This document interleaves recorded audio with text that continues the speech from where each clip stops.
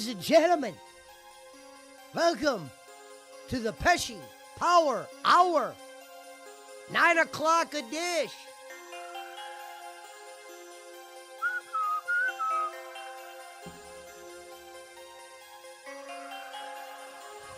Wait for some people to pile in.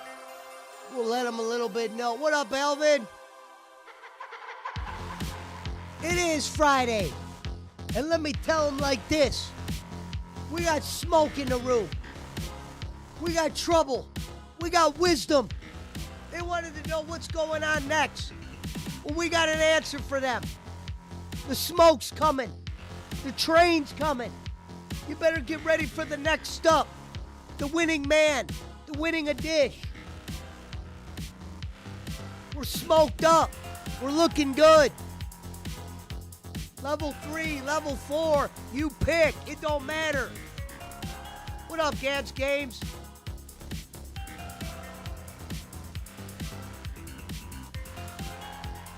Lolcow Rebel tomorrow. I'll be on again. I was on there today. We went on a show. We caused a little trouble today.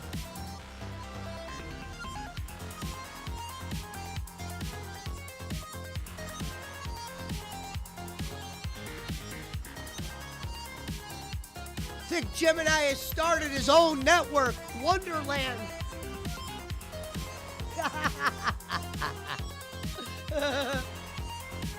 Wow. He followed in the footsteps of his queen, Becky.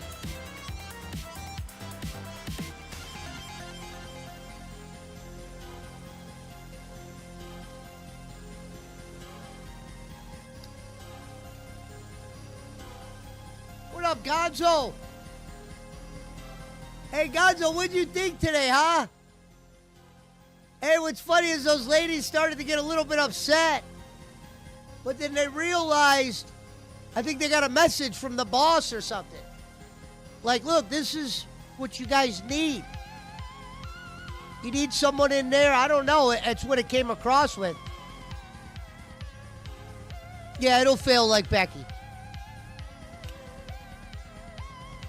I found out today on Lolcow Rebel that the first of the year it's being taken over by someone else. Whether I'll be a part of it after the first of the year, I don't know. Whether I'll be a part of it after tomorrow, I don't know. But the thing is, I will be there tomorrow. What did I tell you? You play the survival role. We showed up one day.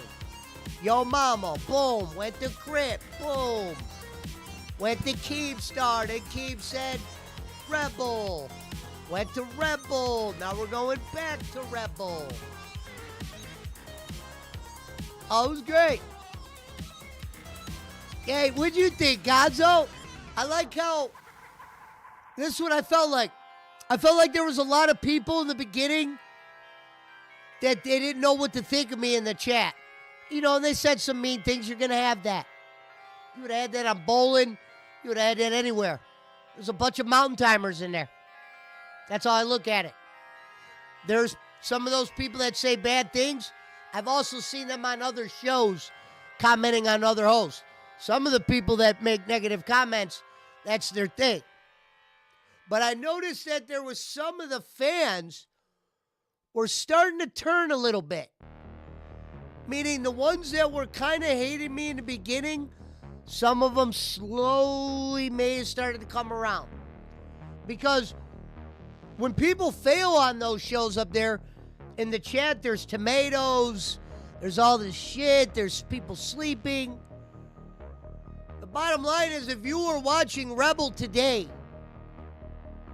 the reason why it was a good show is because right before my eyes, those women were kind of falling apart.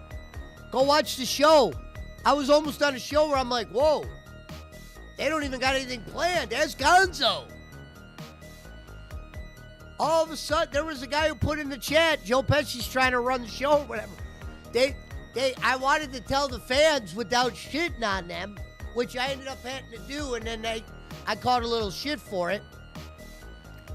I said to them, or I said to myself, they're running out of ideas. The dead air is just coming. And I can't be the guy sitting there in dead silence. That will destroy me. So that's when I started being pesky. And yeah, I got under the girl's skin, but she looked like at the end she understood it. I think she's like, yeah, I'm supposed to let this happen. You know, Keem sent him up here for a reason. It was kind of like this. I walked in, I said, remember on the Keem night? Let's rewind it. Hey, Keem, they took my intern role away. I'm trying to get it back, and I'm trying to get it signed somewhere. Why my intern role was taken away was if you didn't jump on a certain amount of shows, Scooter, who's the new community manager, Rastoff, who left and was permanently banned, the guy thinking about how small the windows are. If Rastoff doesn't bring me in as an intern, I don't know if I ever try out. He knew who I was from the BBU. Yeah, there was others that knew who I was from the BBU, but Rastoff had the most power to go, bam, intern. Now, maybe I would have got made one, and if I would have tried out for Keem, but usually sometimes I get a little nervous going up there. You know what I mean? That's a whole different monster. It's not like going on Ken Boland's show and you know you're talking about wrestling. No, that's going up there and you don't even know what you'll talk about. Because that's how it is up there. Even though they don't want to act like it, there's no topics. A lot of these shows just start surviving off of popularity. Which there's nothing bad with that. But it scares me in this aspect is I like to have an angle of some sort. Especially if you're fresh in the door. Thank you, Annalyn. I started to get the feeling that most of the chat was chicks. Yeah. Not that I haven't been a part of some chats that were mostly chicks. Let's look at my resume. What a lot of those hosts don't know is I'm already from a monetized channel. I'm not there for money. I'm not there to bring in people. I know my networking people will come in time eventually. The one thing I was doing was there were certain people in the chat I would address certain questions. They liked that. I remember there was a guy who put, it kind of made me laugh. He goes, if you're just joining us, Joe Pesci is trying out for director of the LCU, because I was clowning on them. But we turned that into a good joke at the end, where I was like, am I allowed to say this on air? When Cat Lady goes, you're not supposed to say that kind of stuff on air. Cat Lady, let's be serious. I put you over on that show, and I meant every word. But the reality is this. You got to be honest in the Keemstar Network. You got to be a little bit controversial. Am I known for being a heel? No. But up there, you got to play a little bit heel. It's a network. It's a universe that we all know from the PWO how long I've been watching them. Since I was pulling up Becky when she was there before Fat Camp 1, which they just announced Fat Camp 2. Tomorrow, if Gidgey doesn't forget, they want to ask me why I don't think I'm a Lolcow. See, Gidgey thinks everybody that's there is a Lolcow. I just heard Keemstar say tonight, not the case, pimp. We got to have some people here that aren't Lolcows. Boom. I heard Keem say it. I thought it. But how she looks at it is, you're here because you're a Lolcow. You're here because you ain't got nothing going on. I like the guy that put me over in the donation that said, this is Joe Pesci. He has a car channel with 6.1 million followers. That was great. I thought that was Servap, but we know Servap wouldn't have sent out a super chat. But it's time to get some of the PWO in there. Time to show some PWO. You know what I mean? We might not be there long. There's a lot of changes coming at the first of the month. My idea is survival.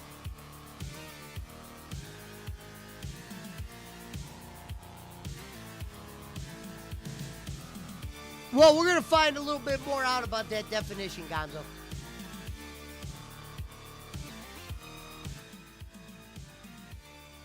Thank you, Alvin. Yeah, just for now. And the reason why they're doing a Saturday show and a Sunday show is because they didn't do Christmas Eve or Christmas. But, dude, let's talk about small worlds after all. You know, there was a guy in there that got upset about me. He goes, this guy kind of talks about himself. Well, what happens is they're asking me questions. You don't see that? They're asking me questions, and I got to kill air. You got to build your story of who you are. You know what I mean? I have an interesting story getting in there. I met Becky. I wanted to be a part of the BBU. People on the LCU saw the BBU interview. That got me my internship. Because I didn't have to try out. I went in and said, what up to Rastoff and them. They had me do an impression of a guy that I didn't even come close to nailing the impression. And I got the internship. Now, my problem was I get the internship, and then even though I shouldn't have been scared, and it's not even about being scared. I think it's about knowing when you need to go in. And I kind of held back. I didn't do anything for 2 weeks. I kind of should have went on more shows. The problem was a lot of the shows they thought I'd be best for, they just happened to be at inappropriate hours for me. Some 4 a.m. shows, some fucking 2 a.m. shows. It's a 24-hour circuit. And then there was a message. This is how small the world is. There's a message in there. Interns need to start showing up on shows. Yo Mama just lost his co-host. I popped up there. Now, me and Yo Mama would have been great. But Yo Mama needed to bring in somebody as his co-host that he could kind of make some money on. That had a little bit of notoriety, because this is what they were saying about Yo Mama. His shows were great. This is what Keepstar says. And I listen to Keepstar. Keepstar said shows were great. They weren't pulling in a lot of money. He had a co-host that did some bad shit to his show by Glammy Lammy, who they actually let back. If they let this girl back, I don't know if it's because she's friends with Keepstar's girlfriend. It's probably. But, you know, I mean, some people are grandfathered in. I said that shit the other day. The next day, they were talking about Billy the Fridge said I'm grandfathered in. Not saying he saw me say it. But funny that I was saying shit 2 days ago on Rebel. And then last night, it was either last night or the night before, they were talking about being grandfathered in. And that's why some people will be over no matter how boring or whatever they are, because they're grandfathered in. I was talking about that shit prior to when they said it. I felt bad for those ladies because the one lady got upset and the other one did it. She thought I should take something backstage. In my heart of hearts, I knew Keemstar doesn't want that shit backstage. He wants shit aired out. If they think I'm a loudmouth intern for that, I get it. But what they don't realize is those two ladies, and it's not a shot at them, I'm more experienced than both you ladies are. You literally both just came out of the kitchen that you weren't even cooking in.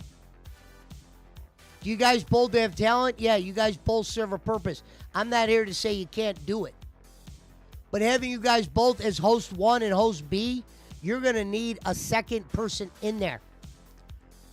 Go watch that show today and picture that show today without me.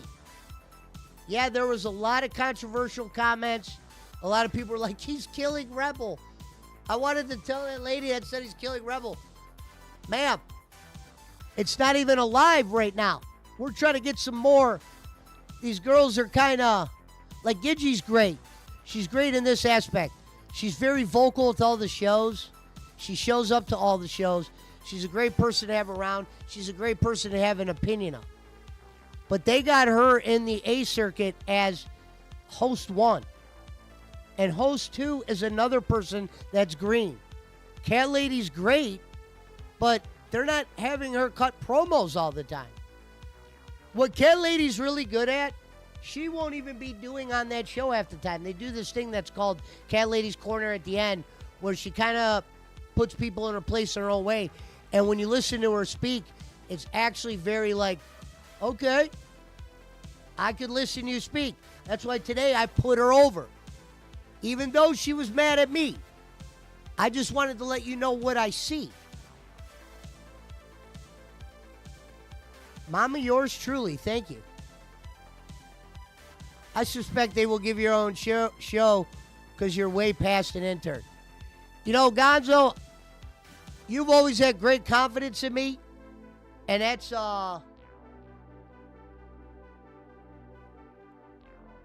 very nice.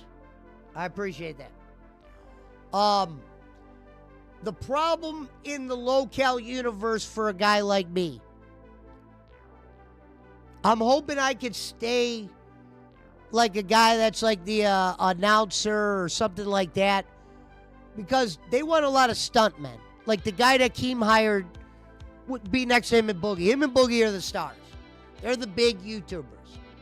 You know, they're the guys that deserve to be the grifters. You know, you should just give, you know, they deserve to ask for the super chats. They put that kind of work in. No, I was on Lolcow Rebel today. Servap, it's on from 10 to 12.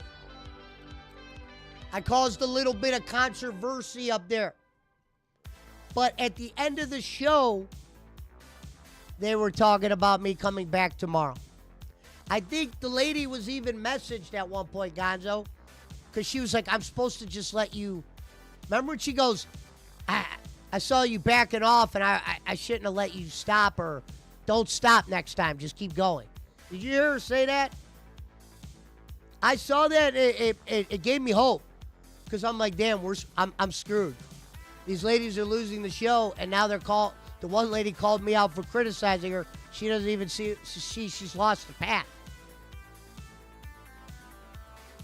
If you watch that show today, you will see the parts where I had to jump in by force.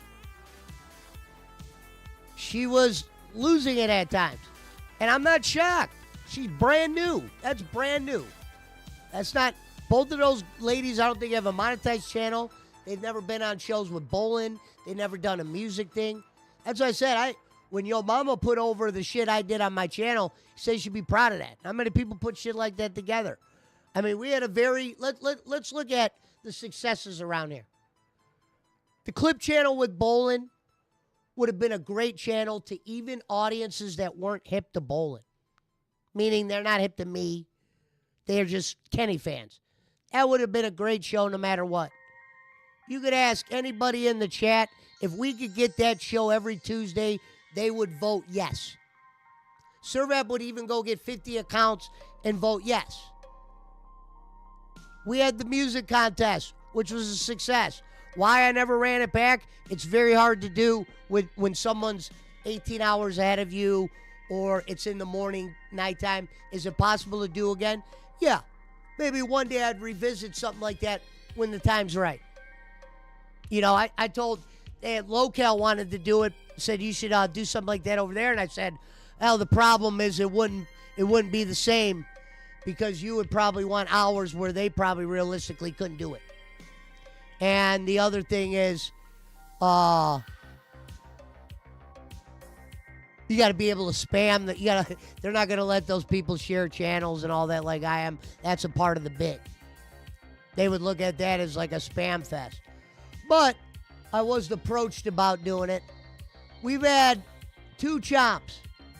I've taken things that were nothing and could be things in front of an audience. Whether they'll ever be big, we'll never know. You know, some of the interviews we did around here were good. I've sometimes had nothing to work with. We've built a community to a degree.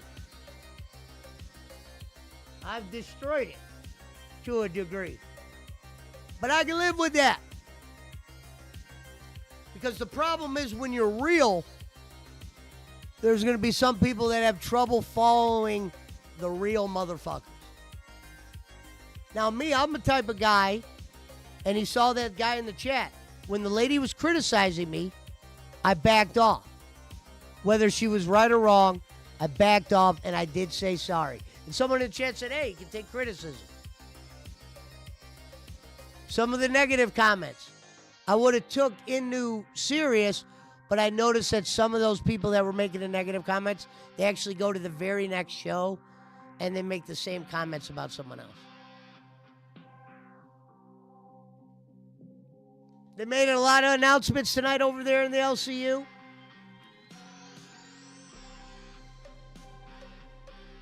Pizza Mike said, tough crowd over here. I think eventually, after a couple more times I'm on Rebel, there'll be some new blood in here. Whether they like me or not, the people that seek you out, you got to let them seek you out. Because sometimes it's the people that don't like you that watch you the most. Think of DSP. One of the most hated guys on the internet. But if that motherfucker hits start streaming, there's going to be thousands watching in some capacity. What do you want, Daze? What? You got food.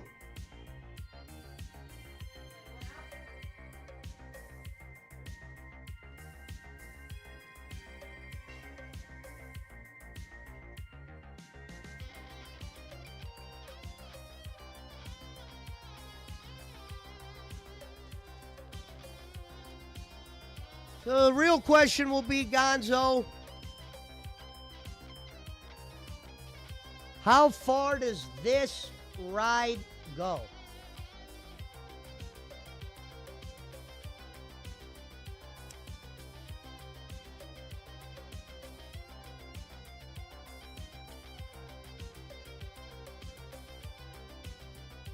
I liked when someone said put mustard on his hat. And I go, as soon as you guys have to start asking me to do stuff like that, that's when I unfortunately have to resign. And I thank you for the opportunity up here. I don't want to be the mustard guy. If you pulled me to the side and said the mustard guy paid a few thousand, yeah, but that's never the case. You got to hope you get money for being the mustard guy. And I don't really want to be the mustard guy. I think team needs more than mustard guys up there.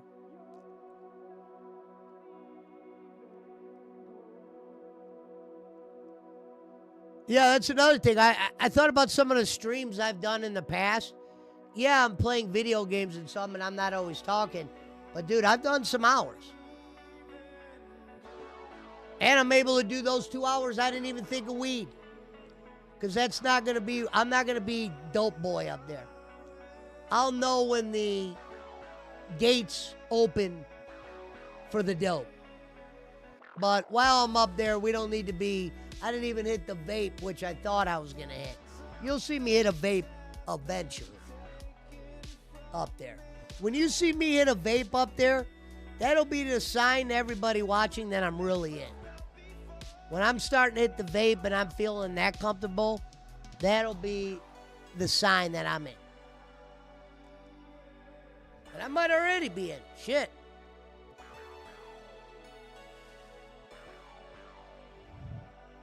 Little Lemmy went live today. I even went and told her about the Keemstar thing because I know she knows Keemstar. At first, she sounded a little shocked. She goes, really? I was like, yeah.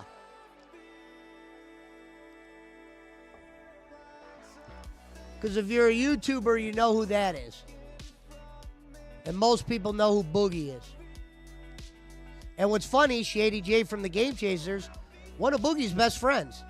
That's very close. Ask Squigs. Squigs knows Boogie, personally. But I didn't even use that connection. Like, I could have easily messaged, and Squigs could vouch. I could have easily messaged Shady J and been like, look, can you give me a tryout with Boogie 2998? And I said, I don't need someone to give me anything. I said, all these tryouts I always end up on, they always lead to something. The Becky thing led to certain people knowing me, to where I didn't even have to try out. I was just given the role. And then when my role was taken for no reason, obviously Rastov was fired, and what they were doing was, I think anybody that was brought in by Rastov, they're like, they better get rid of. So I would say shit happens for a reason. Because at that time, I didn't have a destination. I was like, I'm going up to talk to Keemstar. As soon as my intro was saying, I'm like, fuck this. I went on live. I was the only person in waiting. They had big announcements being made. Keem goes, we'll bring Pesci in. He has a question. I couldn't believe it. I was like, holy shit, he's going to bring me in? And there was like 5,000 people in there. He just made the big announcement about Fat Camp. And I'm like, Keem, they took my internship away, and I'm hoping to get it back, and I'm hoping to get a sign somewhere.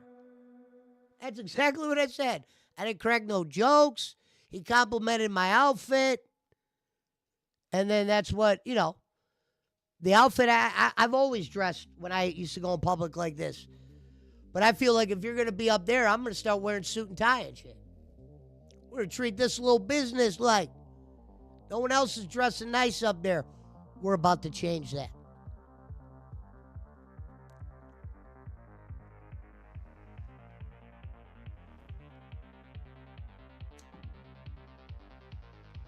But at the same time, we got to know this. Odds are going to be against me, and there's going to be a lot of people. I always say, as long as it's not the host, and I haven't had that problem yet. Every host I meet, I've gotten along with. There's one that doesn't like me, and I don't even think they've ever met me. I heard them talking about me, and they got a bunch of information wrong about me. I was like, holy shit.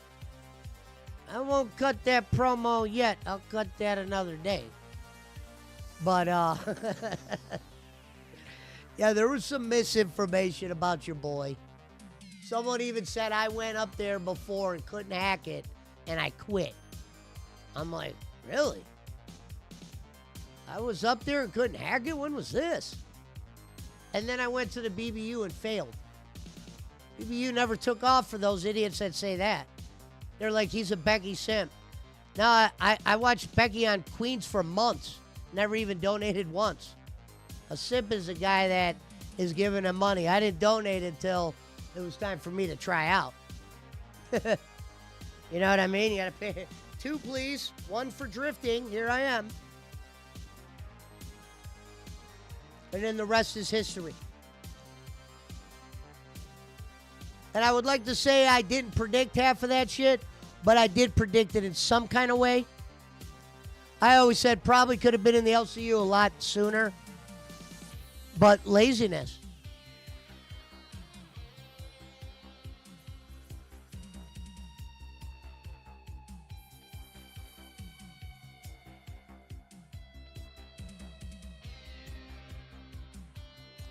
And what Keemstar said tonight, you don't got to be a locale to be up here. Bingo.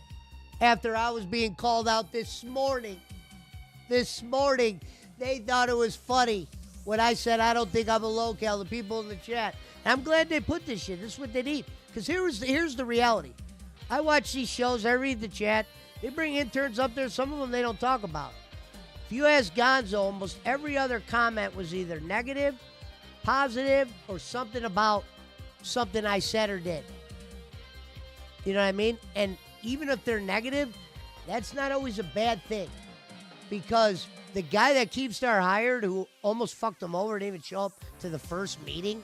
This guy that Keem just said literally is going to make thousands on thousands. Sitting next to him, misses the first meeting because he fucking takes pills when he sleeps and slept through it. And he doesn't even have a life. And admitted that on a show today. Doesn't even have a life and still missed a meeting. If I would have been at home not driving Uber, I would have donated right there and been like, put me in, Keem. I'm ready. Gonzo said, I'm thinking right now, find the people in the LCU. Well, I did. And here's what's funny. If you guys go watch the Lolcow Pit episode I did with Yo Mama, that's why I want to be with most. Yo Mama, I'm not saying he doesn't like me. He even said, you got talent. You're better than most of the hosts here. You're ready to be a host. You don't need to be my wingman co-host or whatever. I wanted to be. That's why if you go watch an interview, he puts over when I said, I want to elevate you. Whether I believe I could do this shit, I'm not here for that. I'm here to follow in somebody else's wing and kind of like, because that's not my kind of audience up there, meaning I don't know what they want. I need to follow somebody else. You know, I talk about sports and movies. That shit don't survive up there. You know what I mean? Watch-alongs. Wrestling? Hell no. Even gaming. Keem's a gamer. And he doesn't want gaming because he says, and I get why he doesn't want gaming. There might be some version of it added in the future. I might even talk to him about he should do tournaments. But they don't even want game streams up there. There's a couple shows that I think I'd be good for, but those are like the hot shows that a guy like me right off the cuff just would not get. Maybe, if Keem sees enough. But the question is, will Keem get to see me do some of those things? Like react to clips. I'd be very good at. That's why Rewind would be perfect. I was on a show today that doesn't want to be like a Rewind, though. I don't even know if they know what they want to be. Thank you, Susanna. One of the things I asked those girls was, what's Rebel about?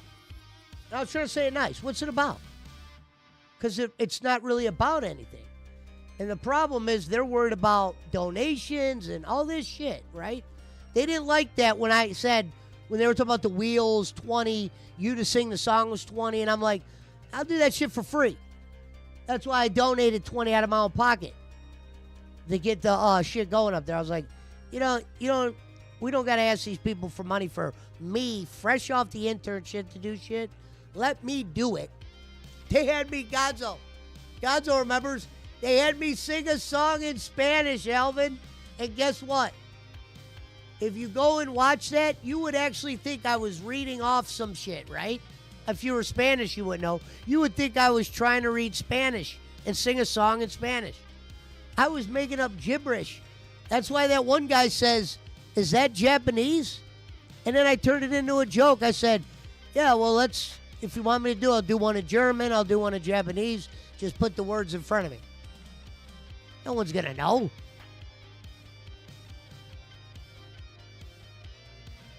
That's why I said. To me, it was, I don't know how to look at today. But when you see some of those people up there like, oh, he could kill their chemistry. I can't kill their chemistry. Those ladies. At times, they're fighting dead air. At times, they're fighting what to do, and I don't blame them.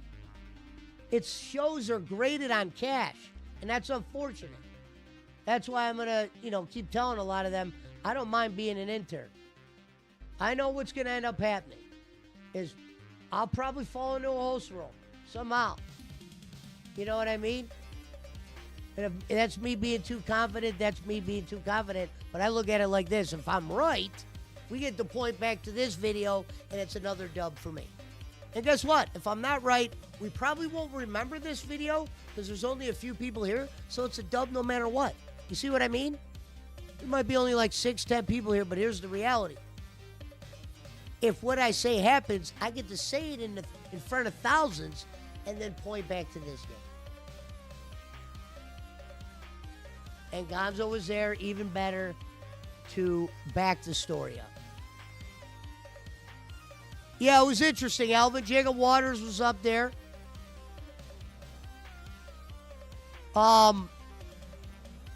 The only thing that I was nervous about, and like I said before, was there was a point where they didn't look like I'm open to go on a show and follow their lead to the end.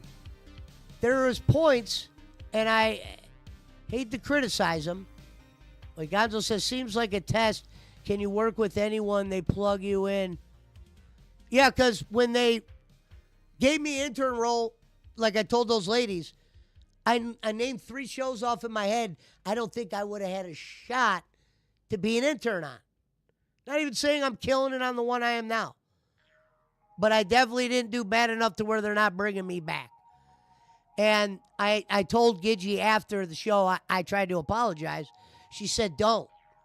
I want to apologize because I think I'm supposed to let you do her thing. She's convinced how Gonzo said seems like a test. What's funny is in their heads, they think I'm almost acting like Keem sent me up there to do all this shit. I'm doing it on purpose. I'm doing it because I'm a natural. When I see you guys failed, that's why people started to put those jokes. They're like, critique Cat Lady. Because I critique Gidgey. Then there was a couple people like, be honest. Yeah. I already said the chat's probably not going to be a big fan, but there are definitely some people up there that ain't PWO affiliated that are definitely like, all right. And the reason why I don't criticize most of the other hosts or even criticize the ones I'm with, because both of them are doing a show that's not even to their strengths. Cat Lady needs to be on a show where you're telling her about a problem that somebody else did, and she needs to let what she thinks about them. She's great for that. And I said that to her at the end of the show. Gidgey's more of like a, she's like a Baba Booey, someone you want to float in, maybe hear an opinion, watches the chat, be very nice. She's a good greeter. But I'm thinking I'm going on the show today. They're going to keep us busy to the end. They were running out of shit where I think I even said, uh-oh, out loud. I was like, uh-oh. You guys are expecting. She goes, what do you want? And then when she said, what do you want to talk about? At least what I turned that into literally a half hour of no dead air.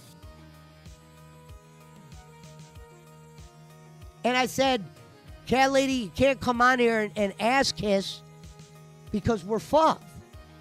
You might not know that now. But if I come up here and act like I don't know what's going on just because I'm an intern, we are screwed. You got to let me come up here and be a wise guy, because the reality is you two ladies are very brand new at this. You're trying to tell some stories, and your storytelling is a little fucked up. Even though that old poop log thing was the dumbest thing in the world, in front of that audience, she could have did much better telling the story, presenting it, all that. To where me flipping out like this would have never been a thing. She says you catch them off guard a lot. They never know what you're going to say. Yeah. Well, at the same time, if they had an angle to the end, I would run with it. Whether it was wrestling, this, whatever. They're running out of shit. If you guys run out of shit, that's when my big mouth's going to open up, and some of your fans are probably going to be maybe a little turned off about it. Because I was very surprised. As long as those two have been hosting a show, they were like, well, the poop log thing's ruined. No, it's not ruined. You gotta tell the story a little bit better. Or cut a promo on me. Cat Lady said, we take that stuff off air. When? Keemstar said this is a drama network. Air the shit out. I don't know if Keemstar was watching today. I hope he was. Because I did what he wants most up there, whether he wants to tell any of the hosts or not. He wants you to be straight up. When shit starts sucking or whatever, or dropping, you got to try to jump in and do whatever. And that's what I did. I did something that I knew could be controversial. And probably some fans weren't going to like it. But I knew at the same time, it was going to stir up a little shit to where by the end, Gidgey was like, I shouldn't have made you back off. Meaning, I started to back off because I was like, all right, I'm pissing them off. Server says, shout out to Keemstar. Yeah. Keemstar might be the guy getting us to where we could be entertaining all the time. And you guys could come up there and play all day. But yeah, back to the catch them off guard. When I catch them off guard, Gonzo, that means they literally, there was dead air. There was times where Gidgey just stopped. I almost want to do a detractor rally on the episode today. But if some of the LCU come over here, they see me at the detractor rally, they're going to be like, I knew it. Pesci was a detractor. I'm going to ask Gidgey tomorrow if I could watch some of the clips on my stream. Just so I could show you. Now, at the same time, I'm always going to be loyal to the people that, I meet along the way. And I do like both those ladies. Like, I wasn't lying when I said that. One time, I said some things about Gidgey when she was on Queens. She's not on Queens no more. That was my pickle with her. I didn't like you for Queens. You're not on Queens. Tina, and anybody could have told you that. Tina needs like a Becky or someone a little bit someone bigger in the atmosphere to get her full value. And you see how much money Tina's making now when she teamed up with her old arch rival.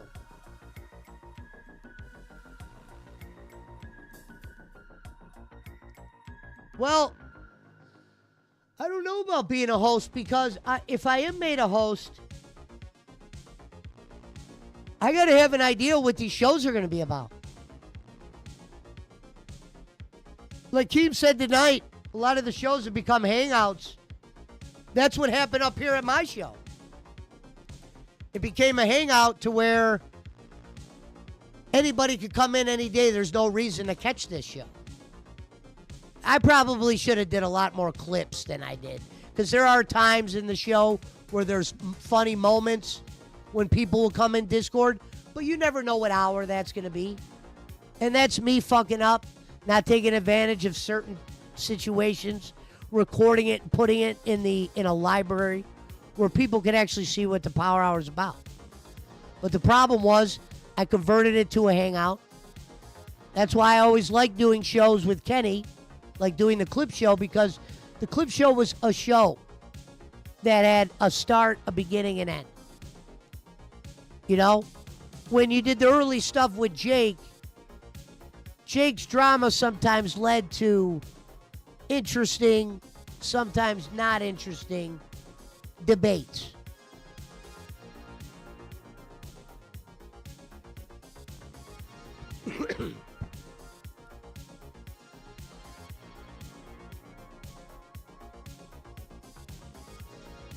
Well, that would be, it wouldn't be Keemstar giving me my first start. It would always be Kenny. Because what's funny in the LCU is they bring up a lot of people wouldn't have monetized channels if they didn't go there first. I don't have to say that. Yo Mama doesn't have to say that. No offense to those others that couldn't get monetized without that. Did I take my monetization to the next level like I should have? No. And that's all my fault. And I see where I went wrong and what I should have did and where I didn't do it. I know why I chose not to. And that's the same reason that when I would make thousands of dollars from weed for years, I could have got other gigs and got shit and did shit to make money and never did.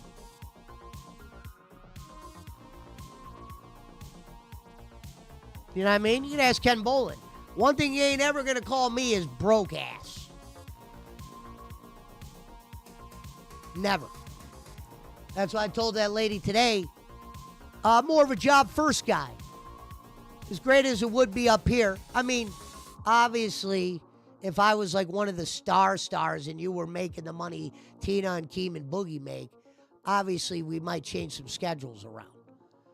But for now, what I do out here will always take regiment. And I told them up there, if that means I'm going to have to exit because of my loyalness to the streets, then I understand. That's why keeping me an intern is the proper role. Because once you become a host, they want you to be pretty dedicated. You know what I mean? I mean, I know I'd be able to talk to Keemstar and be able to probably still do my own stream because I'm already been monetized and all that. He knows I'm not looking for no gain. I'm not up there for money, and I'm going to keep saying that. I said that today. I know a lot of those people up there, they can't fan them hearing that. I'm not here for that. Promise. I'm cool with just leaving knowing that Keem knows who I am. Billy the Fridge knows who I am. Yo Mama knows who I am. These people know who I am. Maybe one day we will reconnect again. Rastoff's been permanent banned. He's been going on his own show. It's depressing to see that. A guy that was on the very top of the LCU, Keem had the Foley block. The guy got too big for his own ego. And the problem was, Rastoff's a good guy, and I can see why Keem would hire him, but his talent was always limited. He's not the most talented guy. He knows that. He was kind of put in a lot of pitch situations where thousands of people watched him. And now he's on his own channel and there's only 100. Now he values those 100, which is good. And that's cool. Because you should value 100 people. That's not easy to get. That's better than honky tonk and bowling. Let's not forget, John Cena's former manager and the fucking honky tonk man struggled to get 100 live, to where Bolin was telling people honky tonk will tell a great story when 100 people come in. And let me tell you, folks, that story was awful. The show was off. I would almost put any of the clip shows I did with Bolin, put Dutch Mantel in a room and show him the Honky Tonk Man show, and then show him the show that me and Kenny did. And I bet you Dutch gets more laughs from the political clip show, and that has nothing to do with me. Because I always said in those clip shows, Ken's the star. Because I don't know half the people I'm showing them the clips of to get them angry. You're the star here, Ken, but that's the good thing. Because usually when you're able to flourish, it's good shit. And me being there, I'll be able to reap the benefits. I'm cool with just being the host, the runner, the OBS guy, the ring announcer. I don't have to be fucking stone cold to have a good time.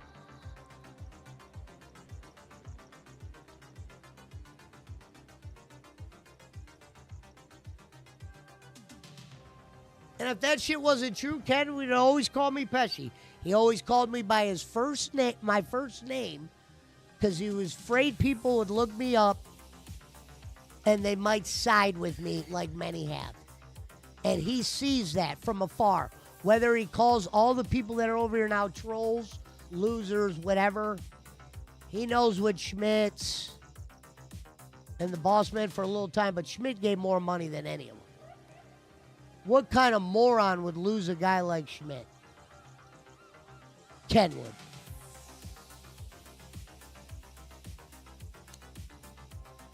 Kenny would always say, what are you trying to tell me what to do? No, Kenny, I'm not trying to tell you how to do a show. I'm trying to tell you how to make money. He'd always get that twisted. Because your focus is money. So when I'm telling you shit, it's not how to fucking be entertaining or tell a story or do this. Never would I do that. That's your field. Even more than me, you're better at that shit. But when you were talking about making money, you're a guy who I could tell has made money, but not like that. Because deep down, I know you watched a lot of it go, but that's more of your ego being ready to say, yeah, I'm cool with that money. We didn't need that money. No, you didn't want it to leave. You thought your shit didn't stink. You thought you had a bunch of DJ Erics forever. They left the stable. That doesn't mean they came here to donate. That means they came here because they just got smartened up, Ken.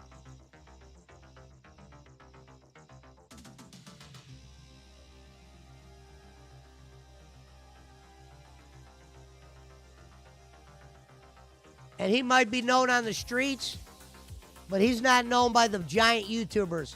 And guess who is now, Ken? Your boy just met Keemstar. You may know Dutch Mantel and all those guys that only wrestling fans would know. But I know the biggest guy in YouTube. Meaning most of the people that have ever fucking touched YouTube know who the fuck Keemstar is. Do people know who John Cena is? Yes. But you will never be mentioned in that word of mouth unless it's me, Paul London, Rico, fucking the ref from whatchamacallit, even Stone Cold. But the YouTube monster's different. That's why you see a lot of those great wrestlers like me and Servat know. Fucking Joe Cronin does a great show, knows a lot of great people, but even his shit is falling down in numbers. The guy that's rocking the house out there is JD from NY. Because he was very real. And going real goes a long way. I probably could have been good at the wrestling shit. I just didn't, I stopped putting the work in. Gonzo said, I think Rastoff's issue was all the content he needed to create for 2 hours, however many times a week. Well, here's the thing with Rastoff. He actually did a show in the middle of the night called Balls. Lolcow Balls, believe it or not. I was actually in the chat when they created that show. I remember it was a show called Dolls, and Billy the Fridge was making fun of it and says, Dolls. Where do they get these names from? We should have a show called Balls. And he was clowning on dolls. And they actually got a show called Balls where Rastoff, and he was best friends with Billy the Fridge. That's why Rastoff was at the very top. Keemstar gave him the Keemstar seat. And he wasn't even a very entertaining guy. Well, Rastoff was loyal at one point. You could trust to be put in communities. He's not going to make a wrong decision. He's not going to shit on you behind your back. He knows how to talk to the audience.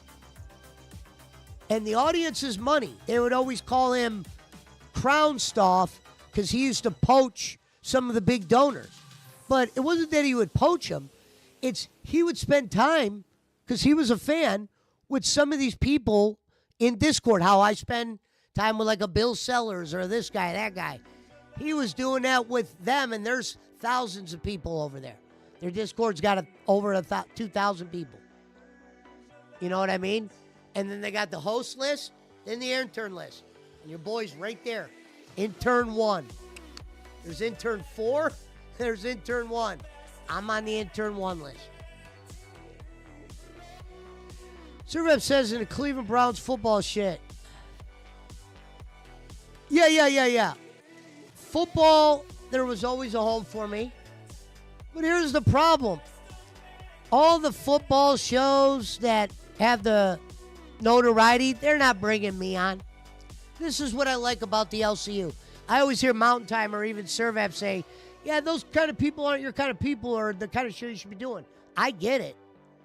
But maybe through that, loyalty or showing the Keemstar, maybe one day that leads to where I'm doing a show over here and I get to do that football thing or that, and it's actually a draw, and people get to see that side. The interesting thing about the LCU climb is here I am, a guy that was a detractor alley guy. I'm bowling in them. I'm a good clip watcher, but they're going to have me on shows where they're not about anything specific. You go watch the show I was on today. I think we all did good, but you could see where I flourished on the show, where they were dropping the ball, where they were almost not knowing where to go next. Sometimes not even answering my question. And I'm like, holy, we're in no wonder kid behind the camera is taking that show over on the first. So the question will be, will Mike want me to be an intern there or want to keep me? I don't think he will, only because they do a show like Queens, and I don't think he'll see me for that kind of content. The pie in the face guy, the ant eater. Maybe he'll keep me on as like a microphone guy. We will see. Now here's what's funny. Me and Mike got a lot of shit in common, but that shit isn't shit that would be streamed. He's a wrestling guy. He's met Paul Heyman. He probably might know who John Cena's manager was. That would be a conversation I could have with him solo. Obviously, you wouldn't bring bowling up on the stream. And plus, the way Kenny looks now, people would be like, damn, you associated with that guy? Some people would take that as an L. That's why you would have to bring up the Cena shit now. In fact, I wouldn't even want to bring them up because you see the show they do now, they don't even do a show.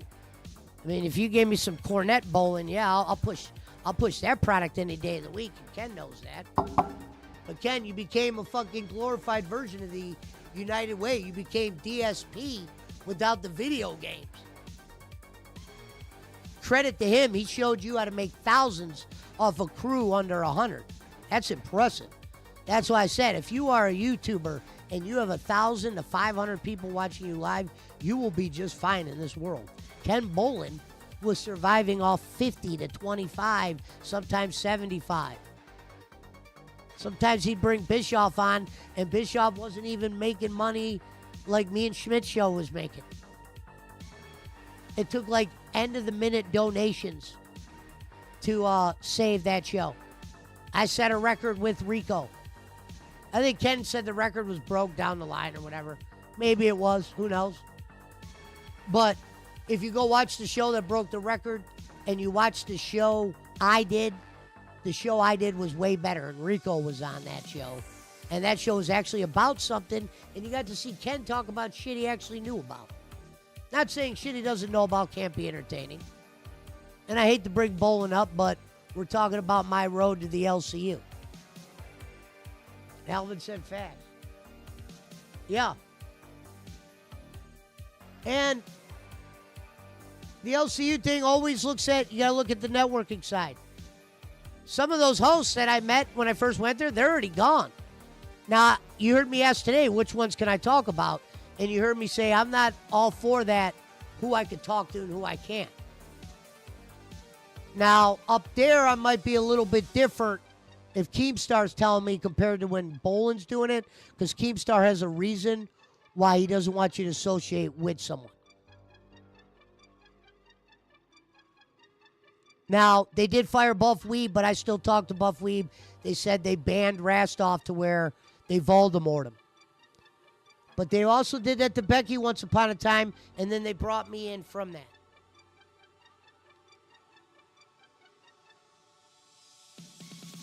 No, LCU isn't who Joe Burrow played for. That's LSU. Good Chris had to fake his own death to get out of donating to bowling. Really? Why, did Kenny say he died?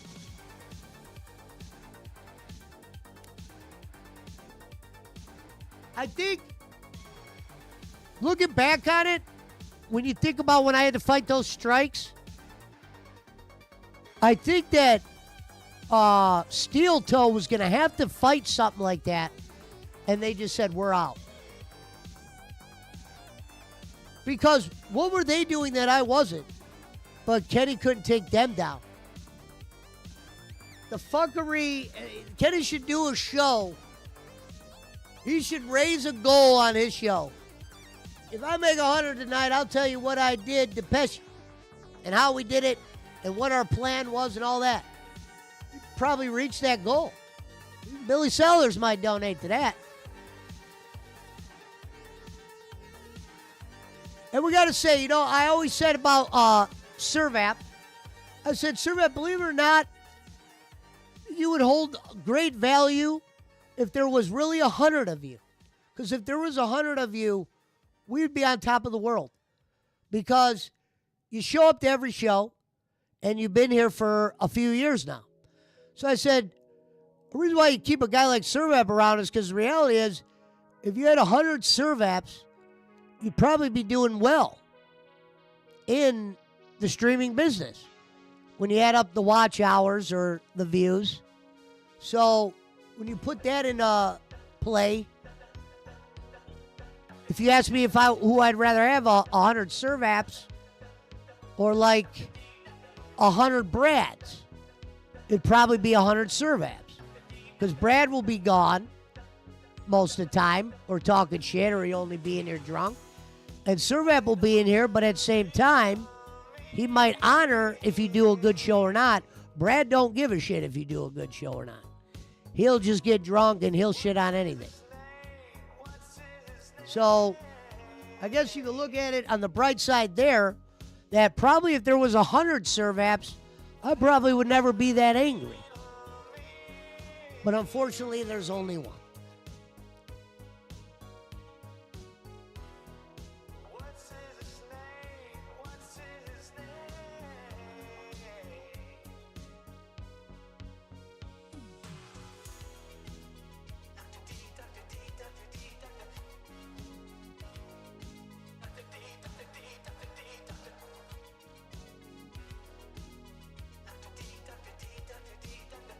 Yeah, no, Brad was a day one. I just said if there was 100 Brads and 100, because Mountain Timer's the type of guy that he'll give anybody a heart problem.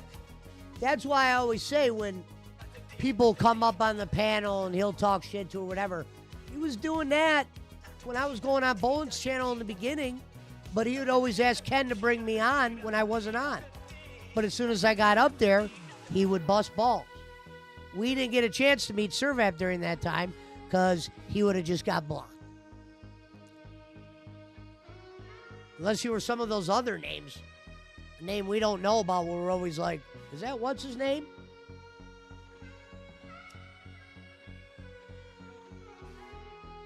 Steel Tour, we're going to do a weekly bowling segment.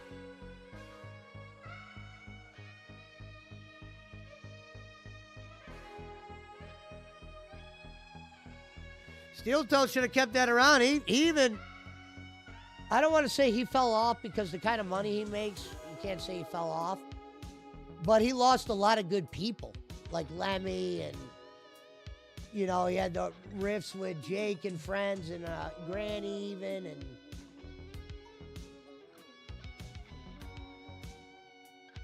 like Granny's a good streamer. I just said me and him are opposites. I could never do a daily show with Granny. Could I do a segment with him once a week? Yeah. He's very knowledgeable in sports and games. Like when he's not on camera, he's a lot more easy to get along with because he's usually doing things that you do. Like he'll play video games or he knows about sports or he knows about a YouTuber. You know, but when he's on camera, he has a persona that he has to live up to, and I get that.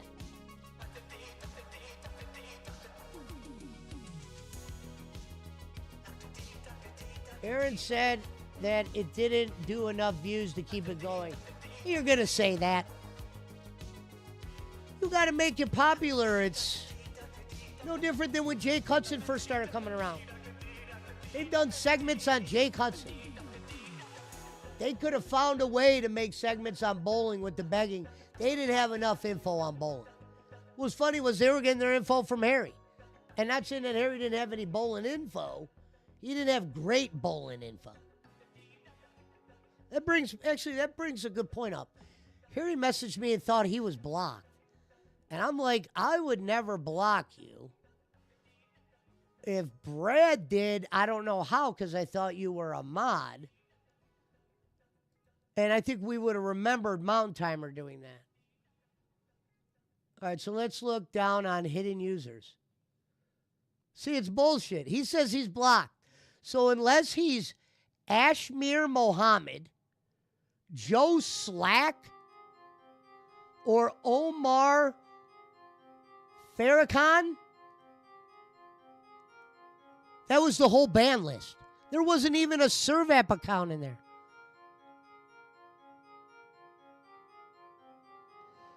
No, Puncho and Granny can't work together. They're opposites.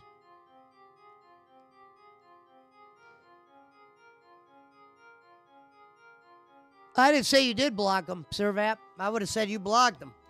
I just said, we would have remembered that, Harry. What do you mean you're blocked? You might have made a comment. We didn't see it. Sorry, we don't read everything around here. Oh, yeah, Harry messaged me and said he was mad because when we picked between him, Servap, Brad, and whatever as creep or whatever the question was, we picked him or whatever. And I just, maybe that was mean or whatever. But Harry, you did some things. You did some things. If you didn't do some things, you'd probably still be here, right?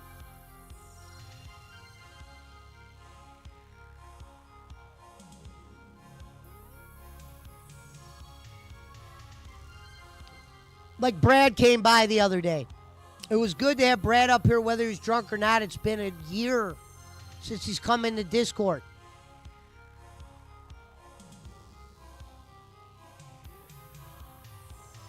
With Brad, you got to know he's going to come up, he's going to be drunk, and he's going to have smart-ass comments. But that's a lot better than having nothing. It's good to have your own personality. And he's a part of the team.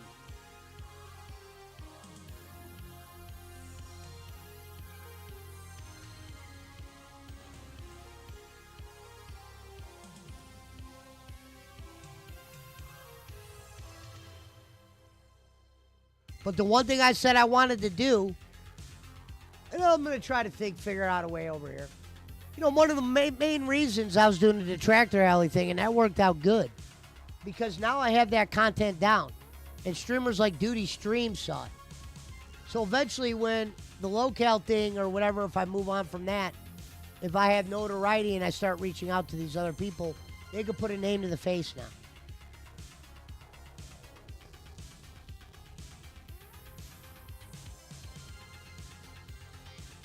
You know, because I get a lot of people don't watch the DSP shit. But like I said, if DSP goes live, there's multiple shows covering them. Multiple shows covering them on top of the people that go to his shit. That's why I said DSP is actually, if you had 100 serve apps, DSP is what that looks like. Because he's got hundreds of people that show up no matter what, and they're there. And that's what that looks like, and it becomes profitable through time.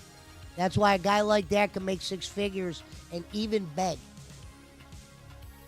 Because when you got some kind of notoriety, something like he does, it sends you through. Like Maven. Like, think of that, the podcaster Maven. His shit was awful when he was in WWE. All he was known for was that tough enough shit or whatever they called it. Awful. But look what he turned that into, though. Connections. He's on a podcast with big wrestlers. You know what I mean? It's about what you do, even if you're doing something you're not good at. Yeah, I think Jonathan's just busy. You know, Jonathan would love to be here every day.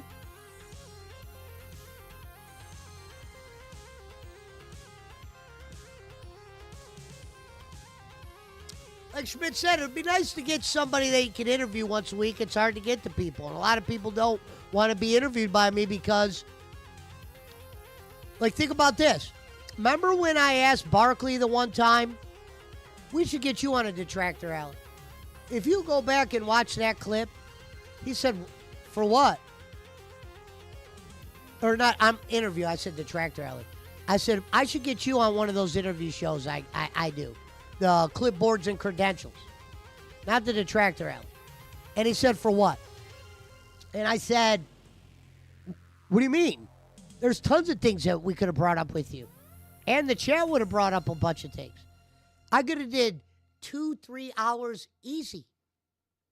I did 2 hours with Boss Man, and that was rough. He showed up pantsless. At times he seemed a little bit nervous because sometimes when you pop in Discord, the spotlight's not on you. When you have to put the camera on and all that shit, it's a whole different scenario. That's why when I jump on Lolcow, I'm sometimes a little bit nervous. Because I'm like, man, you're in front of thousands of people, and this is a crowd that loves to be critical. So they're going to be critical. You're going to be thick-skinned enough? I think I'm doing fine. As I said, I looked at some of the comments today, and I was like, well, they could be saying nothing, right?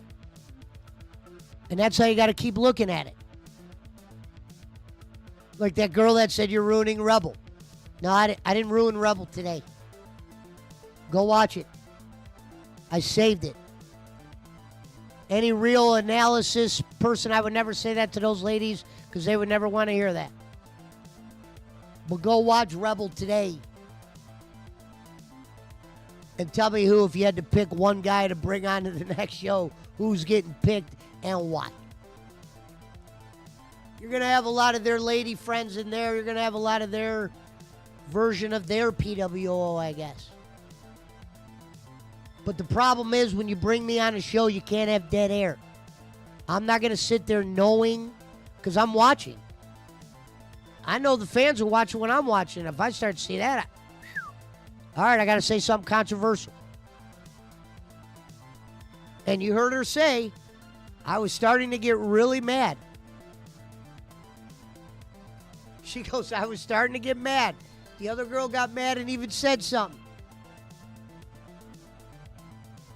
And then they said they got a message or something. That when they started telling me that I shouldn't do this and that, that's not how it goes. I could be wrong. But I heard her say, I wish I would have let you keep going. I heard her say that. Whether she was about to cut a promo on me, that's fine. But we had to save the show. And that would have saved it. You going nuts and me going nuts. The problem is I say it in more of a manner where I don't have to shout. I was able to get her upset from me just talking normal. But at the end of the show, she was saying, I get it. And I don't even know what there was to get.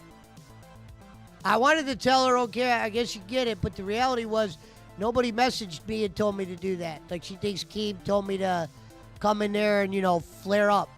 No, we were falling to dead air.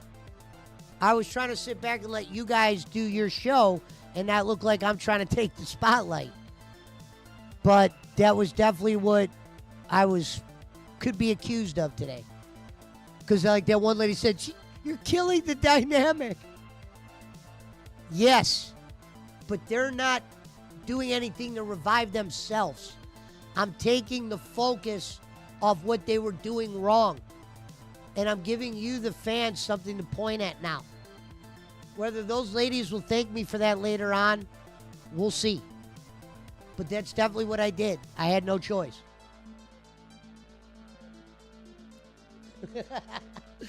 Hey, Servap, you should have saw it. The lady goes, I really wish you would have said something like that behind the scenes. And I did apologize. But then when I heard her say, you shouldn't apologize, I remembered where I was again. And that's when I told the fans, look, we don't want brown nosers. Where has that gotten Coltrane and Bob? They've lost money becoming baby faces under the bowling. Me and Schmidt always respected them, and that's what I'm doing up there. They're already moving shit around with that show. That show was already considered out of the top whatever. I'm not saying I'm there to save it or whatever, because I don't even know what the show's about.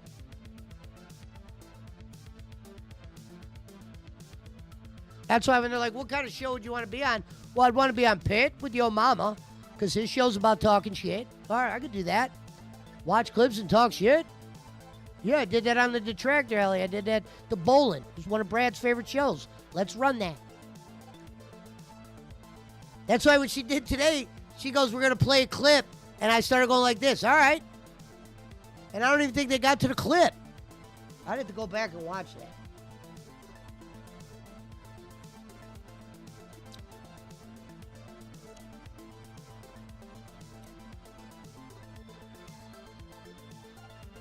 Yeah, Coltrane and Bob, the only thing it's got them is out of pocket. And, I guess you could say Coltrane got met by other people, but there ain't no fucking CWO.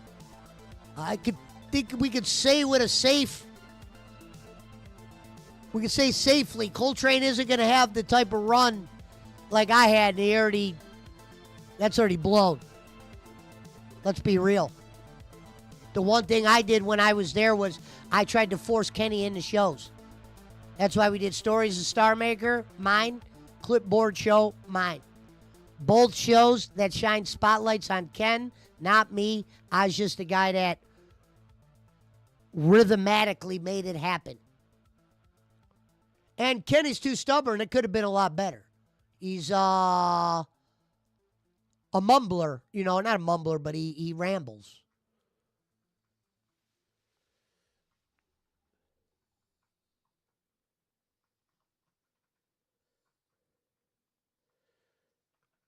Fado and all them are playing a video game with Frank. I didn't want to cut this kind of promo with them playing the video game, or I would have been in there. Is your voice real or do an impression? Yeah, BC, if you get a chance. Every 10 to 12 for the next couple days until I'm moved or whatever, I'll be on Rebel. I definitely was a Rebel today.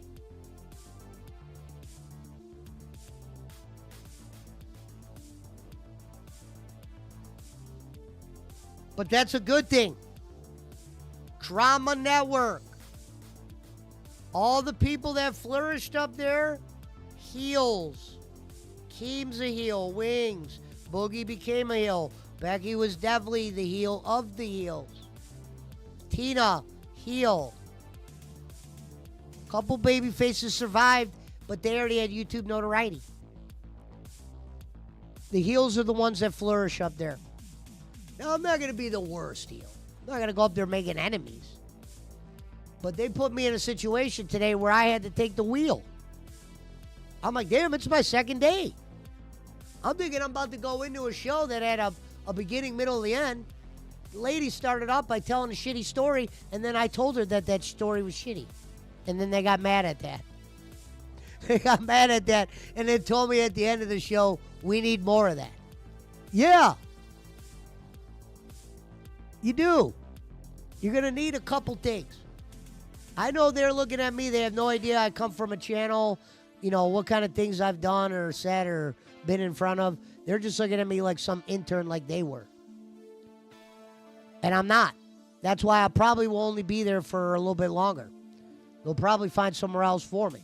I really hope Keem got to see today's show. But I couldn't imagine him watching Rebel like that. And I'm sorry, Rebel, if you hear me saying this right now, wherever you guys are. Because there will be LCU clippers eventually clipping me to try to make me look out to be a detractor. Which is all right.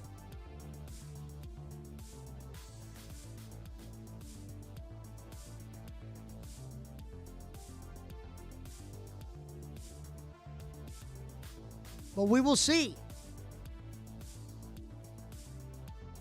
I had fun. I'm glad by the end of the show, when I said in the intern chat in front of everybody, I said, I apologize. She said, don't. I need you to do that. And that went a long way with me because she could have easily told me off camera, fuck you, who the hell you think you are?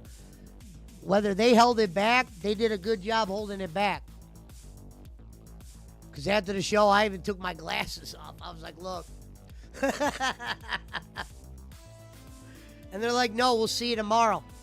And the way I ended the show tonight, I ended it with possibly them starting the show tomorrow with the shit they wanted to ask me.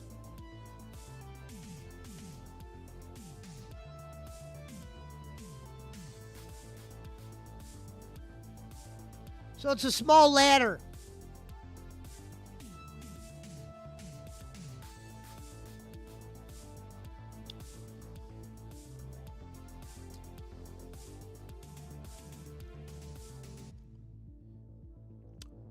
But yeah, now I don't even know what to do tonight because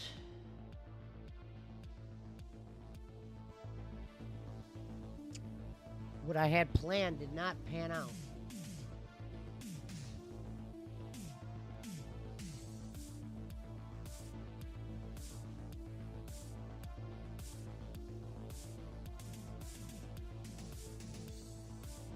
Yeah, I put this.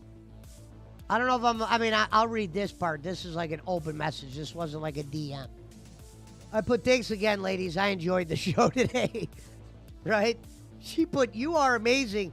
Really enjoyed it. Thank you.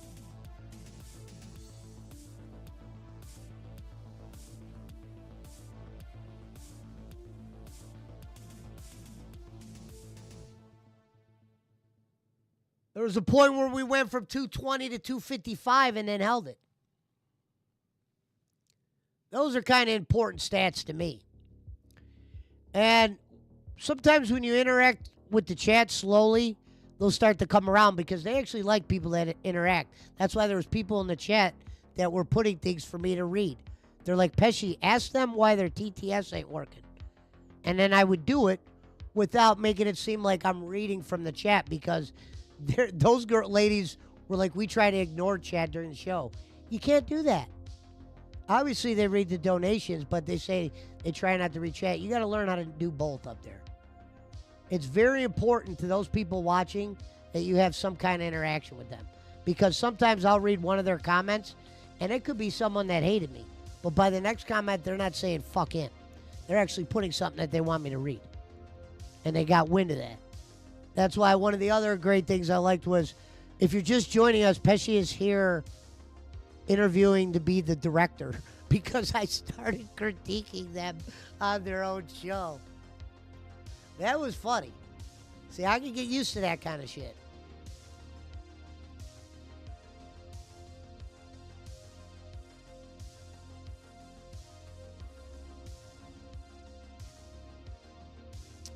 be time to put on Rocket a little early tonight. What was that now? Hold on. Let me see how long that was. So listen, literally, I just did an hour and 20 minutes. Normal chatting. Right? If you go watch those ladies today, I don't know if they could do that. That's why it's important. That's why I try to explain to Gidgey.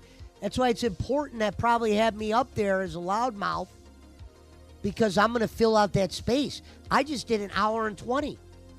I could tell at the end of fucking 34 minutes today, it was time for the Joe Pesci show. I might as well start dancing. I wanted her to give me OBS so I could start doing sound effects and shit. Ho, ho. Green Giant. You damn right. Because she started playing some sound effects. We're like, what is that? Gidgey was playing some sound effects today where I thought I was being trolled at times. I'm going to ask her if I could watch this show tomorrow and show it down here so I can show you guys some parts. But I don't want to do it right now because I don't want them to think I'm some just detractor. Like, okay, welcome to the Detractor Alley here. Today we got Gidgey and Cat Lady.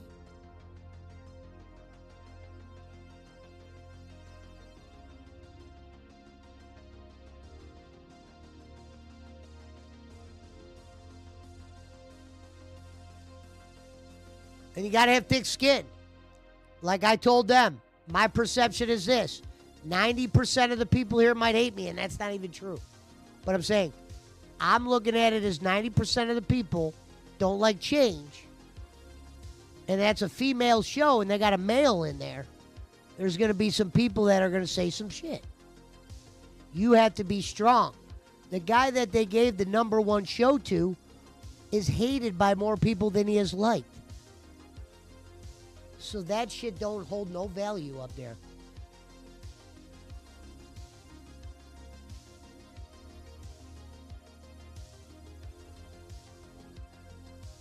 All right, we're jumping in.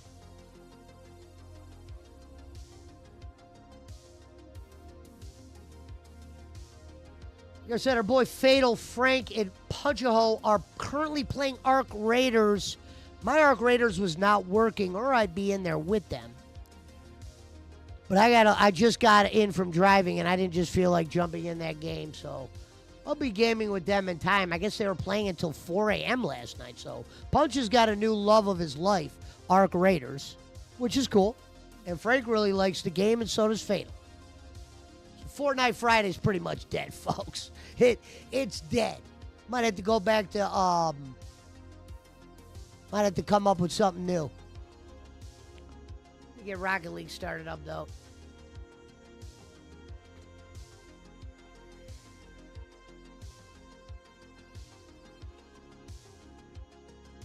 So tomorrow, 10 p.m. to 12 p.m. Come up there, put a PWO in the fucking chat or show the moral. Tomorrow might be an interesting show because they might put it in my hands and I might be up there like, welcome to Animal House. Yeah. And there's nothing wrong with liking that game. I'll probably like it in time. But I had to get something off my chest and bam. Took about an hour and a half. That's when you know you're a natural at something. Because I wasn't even really talking about anything. And we were able to make it go that long. All right, we're going in.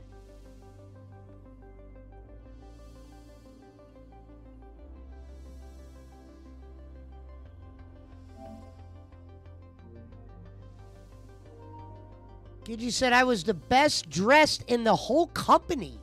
Even better than the boss. All right.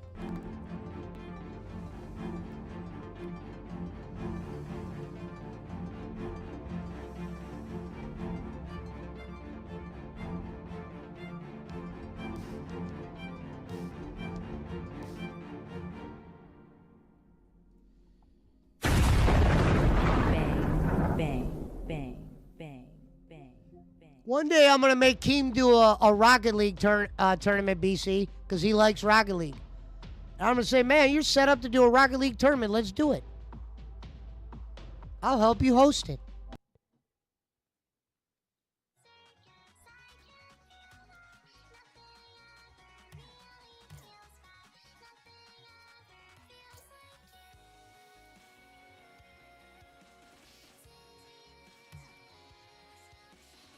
We're DeLorean for the rest of the month, I'll tell you that.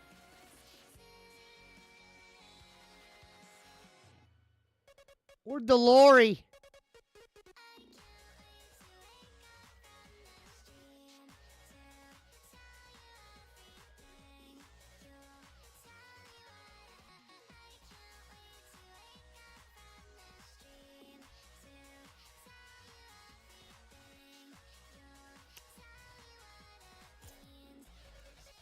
What's turning on Blood Game mean?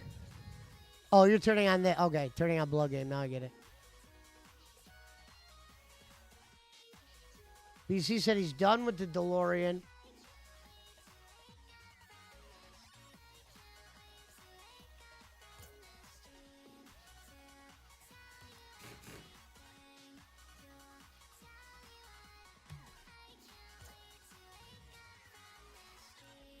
Nobody's online?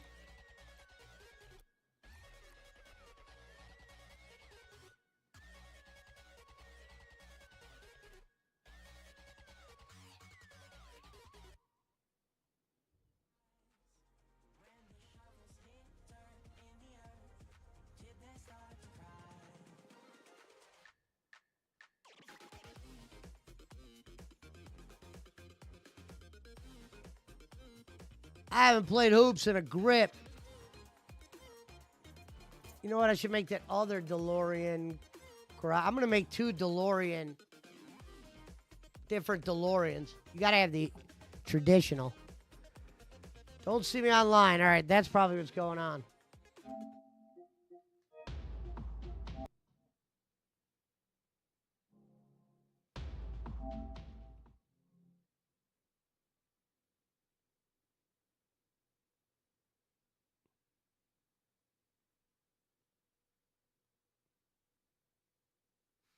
We're going in.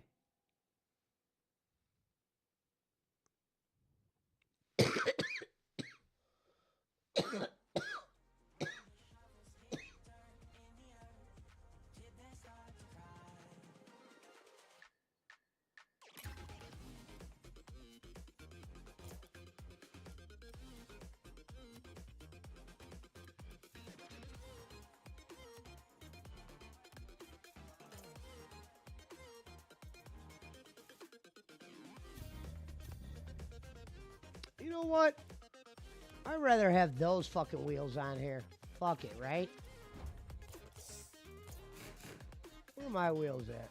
Even though these aren't the traditional Back to the Future wheels, these wheels remind me of the inside of Back to the Future, which is one of my favorite movies, according to Barkley, once upon a time.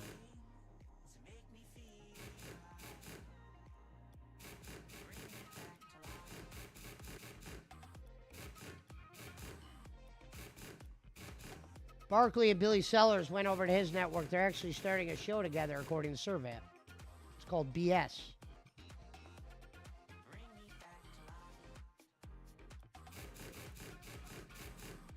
Thank you, Servat, for sharing that with us. All right, let me show you the rims I like for this thing. Where the hell are they?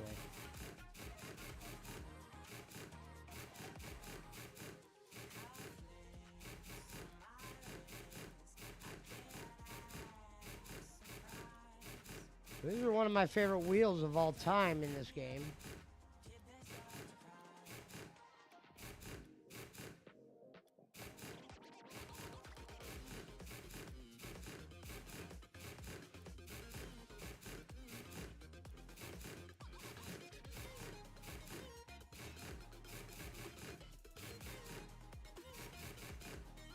Fuck are they, man? They're really all the way on the bottom?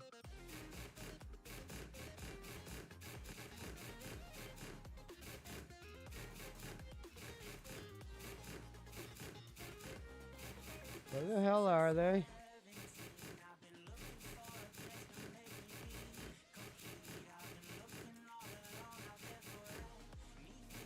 There they are.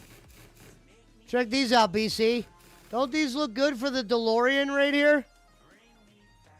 They remind me of Back to the Future when I first ever saw them.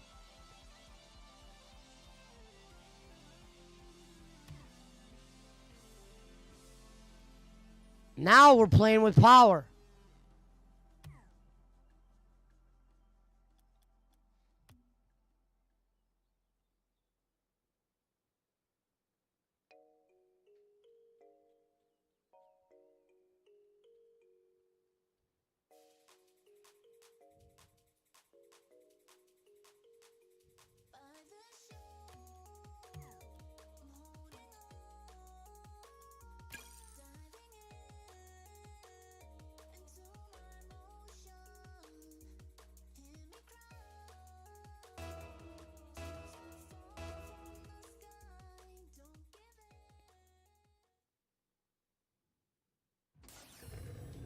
Go to the lobby after this one so I can top my drink off.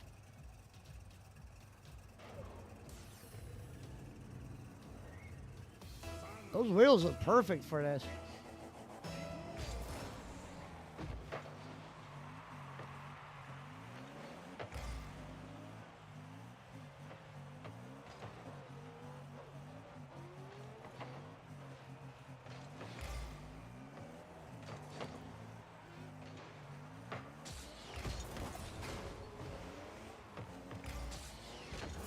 Oh!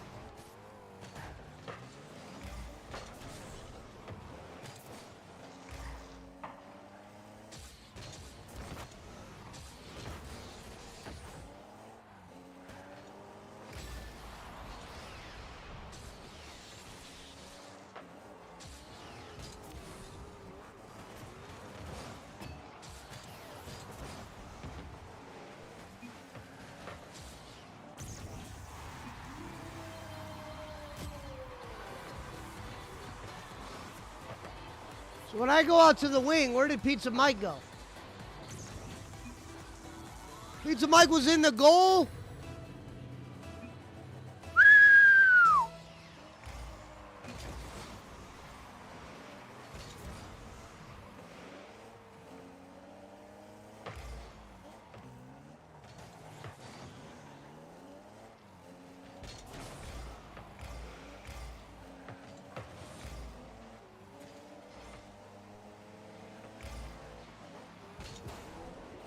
Oh!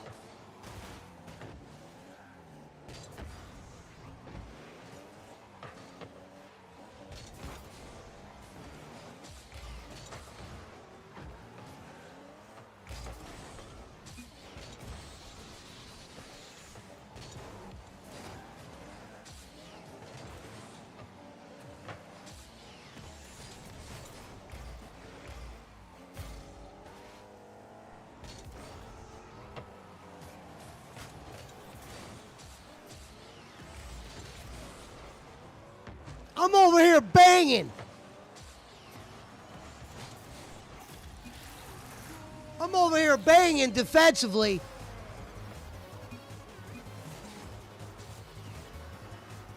What is Pete?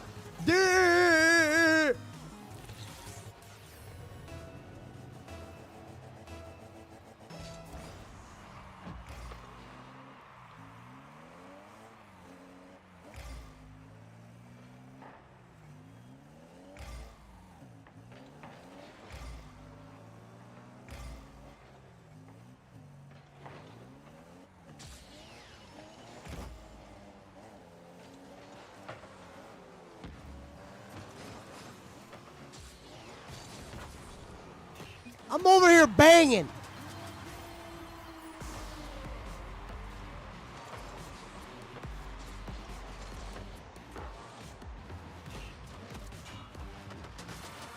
Really, Rambo? Yeah, I'll be on a show tomorrow, 10 p.m. to 12. Lolcow Rebel. I was on there today. You could go give it a watch. I have no idea what I'm doing on that show, but we'll find out in time. I'll probably be eventually moved to a different one.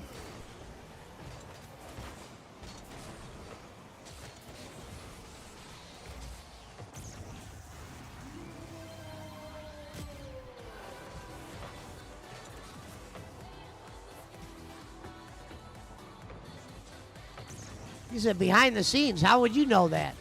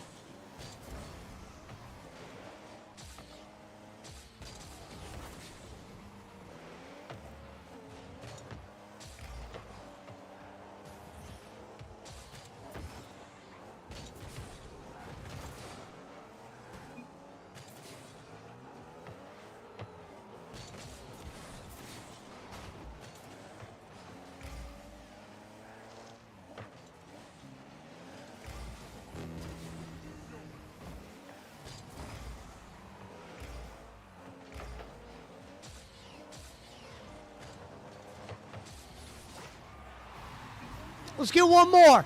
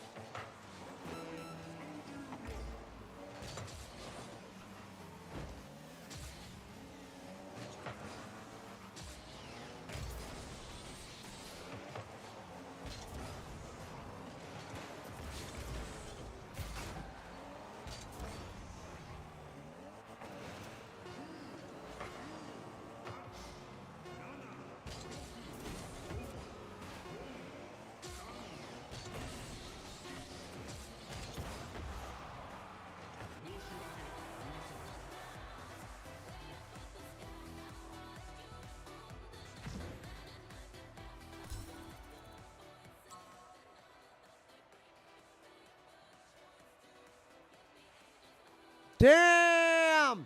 28 points. Write that one down. All right, I'll get the pep talk in 1 second, Pizza Mike. Give me a minute.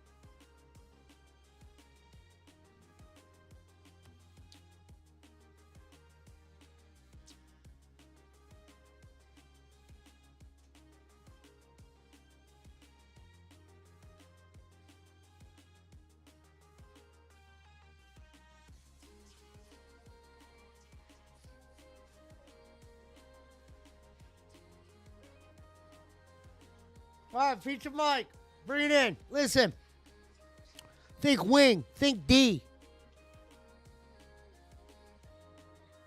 Learn how to play with a cigarette in your mouth.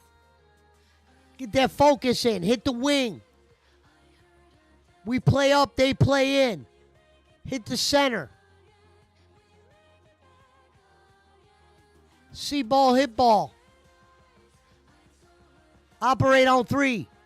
1, 2, 3, operate.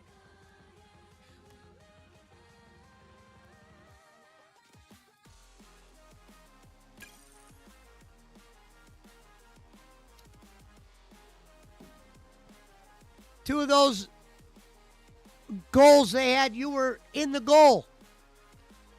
We got to turn those into saves. We got to turn those into wins. We got to turn those into points.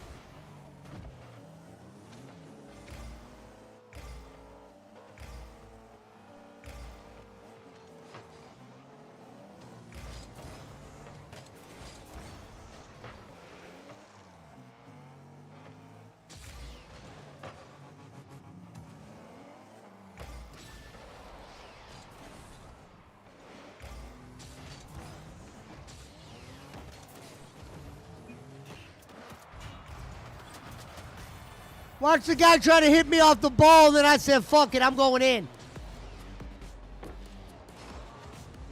That's called precision, Pizza Mike.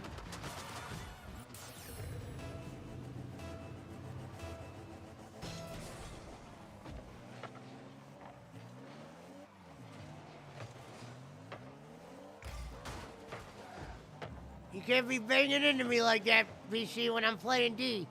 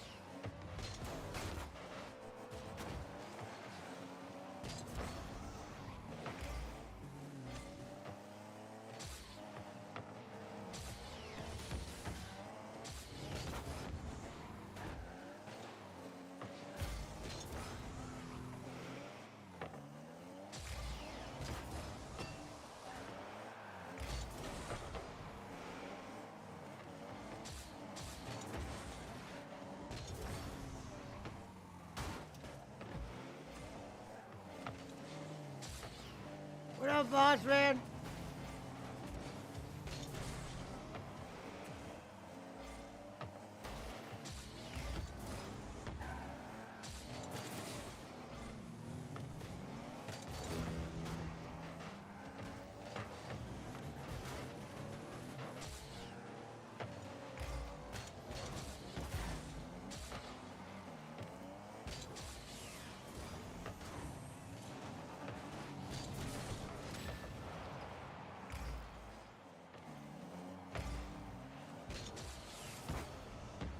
Oh!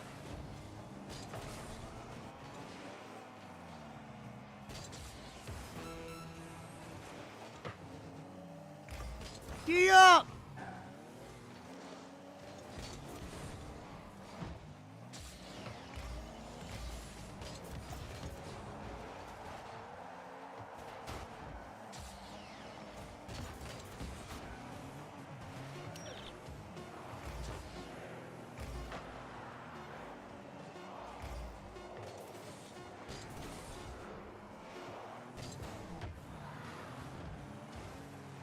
Hey, the grit had the save on that one.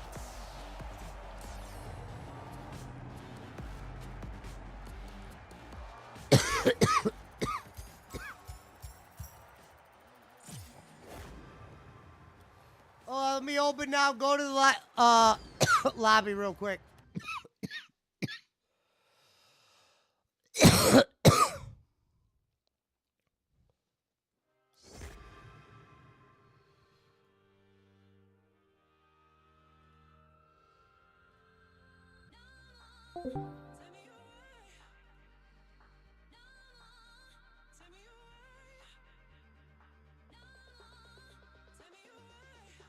I should go donate on Chubby.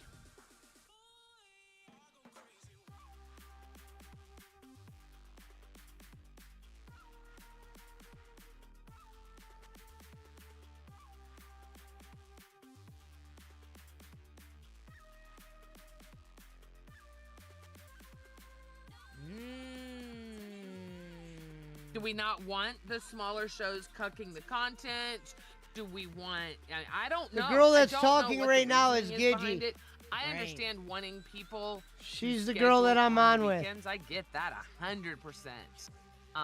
But I just don't. And that was the whole idea behind why I started doing the overnight thing on Saturday, because nobody was live. Right. It's like, I don't mind. It's Saturday night. It's Saturday. You know. I wonder if I was feel brought like up that's at when all. Nuts when it was Albert and Scooter, they made the most money. Were those Ooh. like Ooh, those overnight long streams. weekend streams? Yeah. They cleaned up. Look, and that's just it. See, I just sit here. If you're actually willing to do shit, hey, there's my amazing Hold on, let's Mr. see. Pesci. Thank you Sir so Joseph much. Pesci, thank you very much. Is that he's your intern, right? Oh, nice. He's like him. It's hilarious because he literally sounds exactly like Joe Pesci. Bingo. Crazy. It's so weird. I mean, And especially with like Home Alone being a movie people watch a lot. I've watched it at least 3 times in the last week. it's right now. Yes. His voice. It just reminds me of it. Oh my god, that's so funny. Yeah. He's a lot of fun. I like him. He had some good points today and came at me, and Here she is. cat lady went back at him, and he backed down, and I got upset because not mad, but just like because I don't want him to back down. I want him to come with that fire and own it and keep it going, because that's what it's about. Now, a few months ago, I would have been like, oh, thank you, that was very sweet. I appreciate you not going after me. No. Now, fuck that. That's what the LCU is about. If you are a Gotcha. or an Hear intern, that? I went if you have an after her and she opinion, respects you it. need to share that shit, and you need to stand on it and not back down. You can say I'm sorry later. Right, for sure. And we all end up saying sorry later. It just happens. Like, And I did. You can have a beef with somebody one day, and it's all. I feel like a lot of us get caught up in the moment. Oh yeah.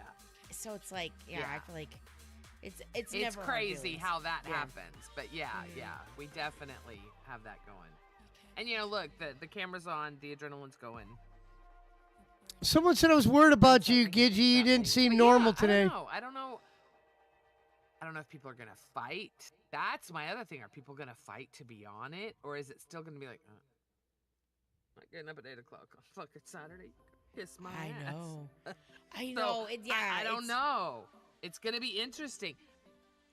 Go ahead, BC. I have another question. Does Babes only go live 4 days a week?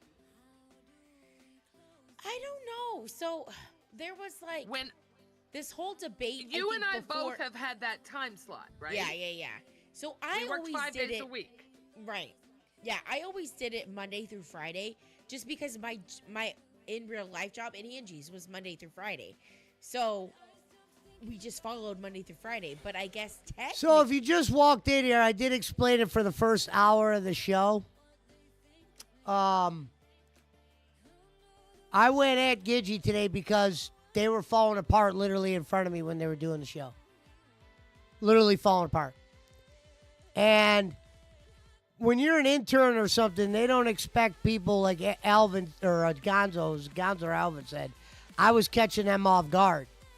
But I was catching them off guard because they were probably didn't expect someone to come in there and be like, look, you guys are fumbling a little bit here. All right, if I'm going to be on here, I'm going to have to do this. And that's why when Cat Lady went after me, I did back down because I actually respect Cat Lady's promos. And I'm like, all right, whatever. But when Gidgy said that's what she wants, that's what you get. So like I said, it was an interesting day today, to say the least.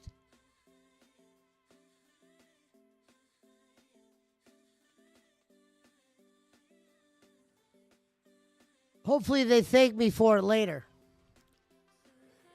Gidgy's on a show right now called Lolcow Chubby that only has 51 people watching, unfortunately. But they've been around for a while. See, the interesting thing about Rebel has almost 300 people watching. That's not bad. And Keemstar watches sometimes because he's up in the morning and he watches the morning shows. I just hope he watched today.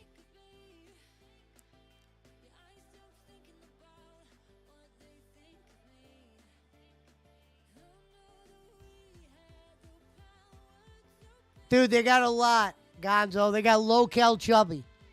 They got a show called Lolcow Alpha. He made circuits. He's genius. He's a genius. You'd be like, what are all these shows about? They're not really about anything. It's literally it's like a slot machine. But at the same time, Keem's doing a service that no other person is doing. He's giving people opportunities. So here's how I look at it. Some people may never go anywhere with the Lolcow thing because they're only limited in talent. But if you're super talented, maybe that leads to Keem getting you somewhere else, or who knows, or something with him more full-time, just something. And people say, when you bring him up, you're glazing him or whatever, but the reality is I came there for him because he's the guy. I didn't come there because I'm a Lolcow or I'm a big donator or something like that. I believe that I could help the LCU, of course. But the idea is to have Keemstar tell me, hey, kid, you ain't got it or you do got it.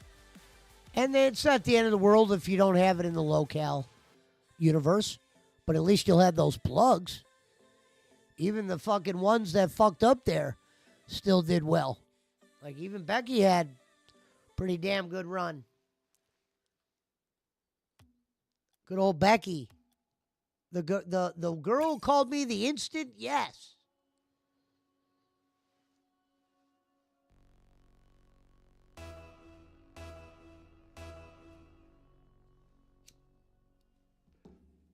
We actually love Becky for that. BC said, I'm back, guys.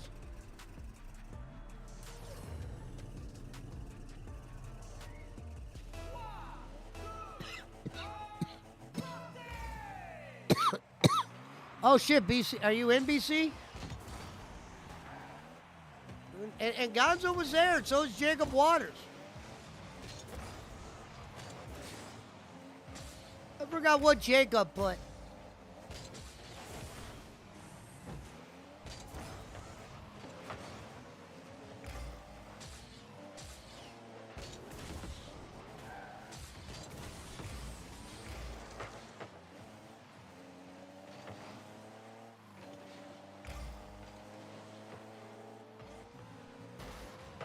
Come on, Pizza Mike.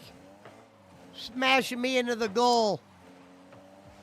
That was his first goal of the night, and it was me.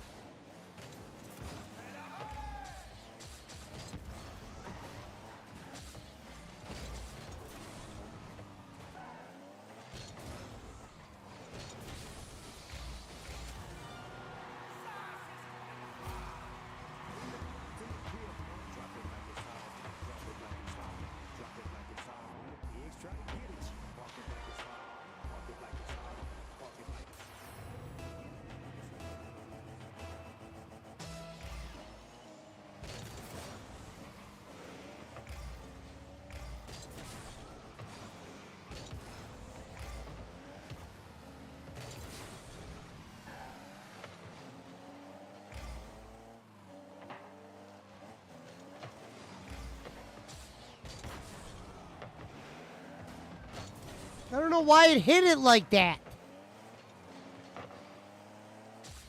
I had no idea why the ball even...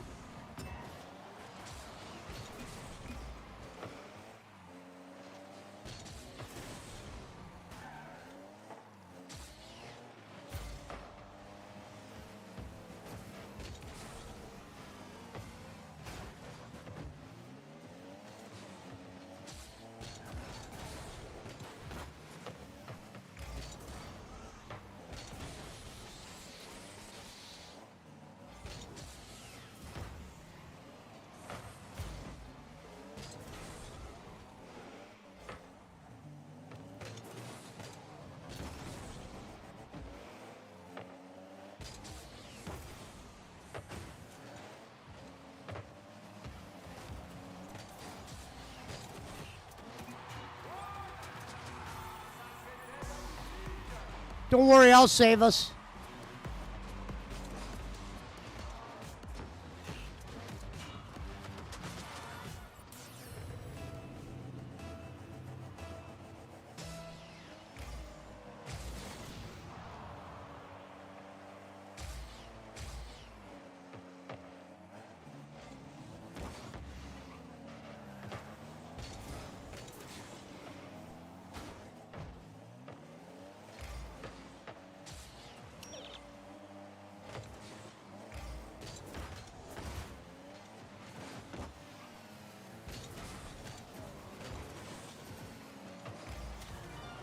Damn, what? I just watched Pizza Mike here. Game on the line, suits back, there's Pizza Mike. Ghostly hitting it again by Pizza Mike.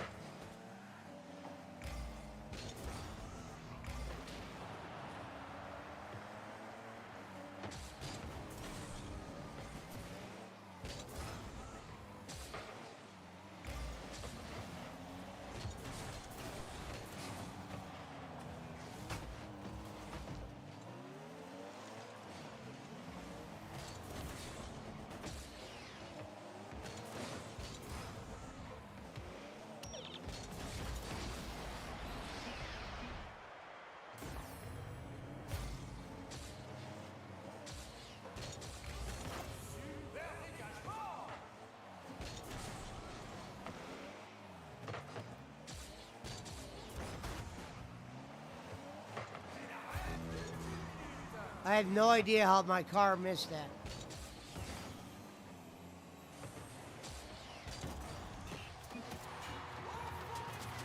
Don't leave the back door open. Because I'm coming.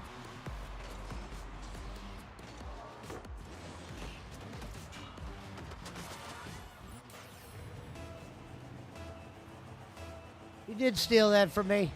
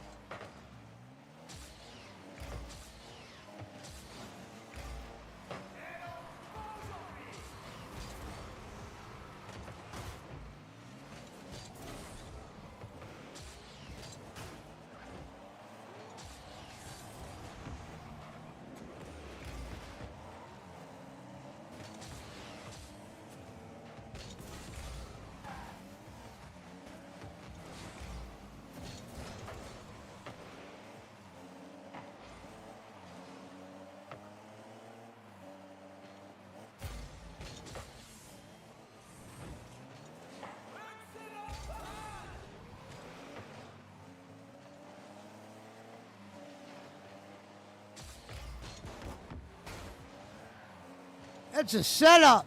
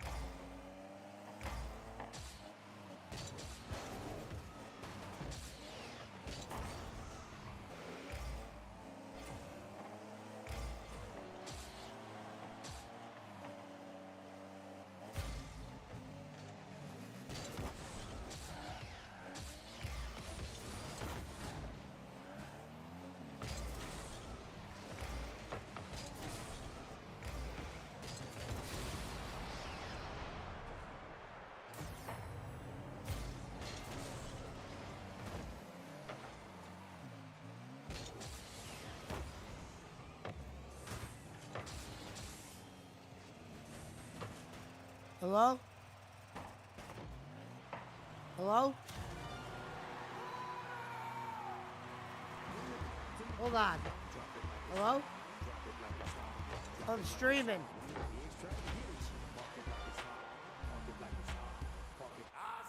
Yeah, that's fine.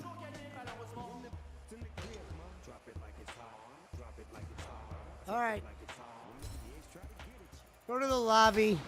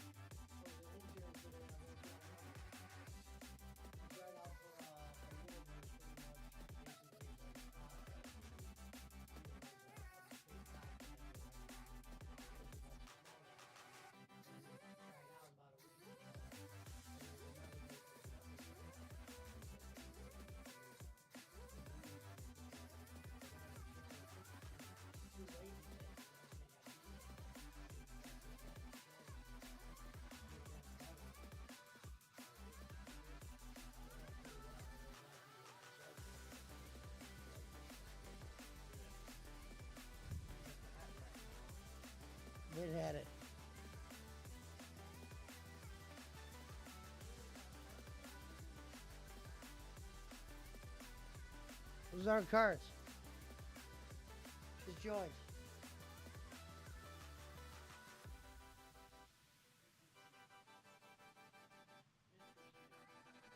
Yeah, that's pretty much. I never went to Michigan or did anything like that or grabbed anything.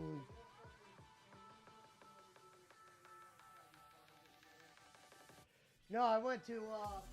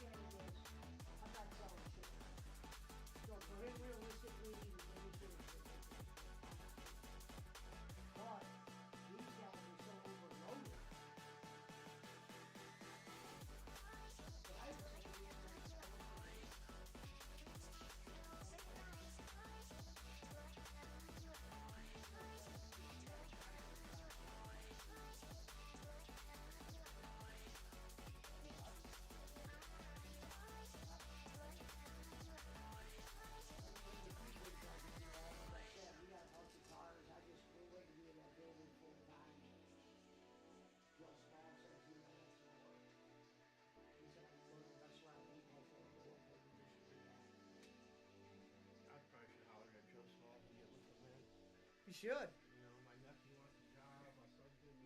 You should come on one night. You can actually come on. I got set up for 2 people now. My bad. You guys there? What up, Fatal? No, it's not hooked up. That's what I said. One night you're going to let me know and I'll hook it up.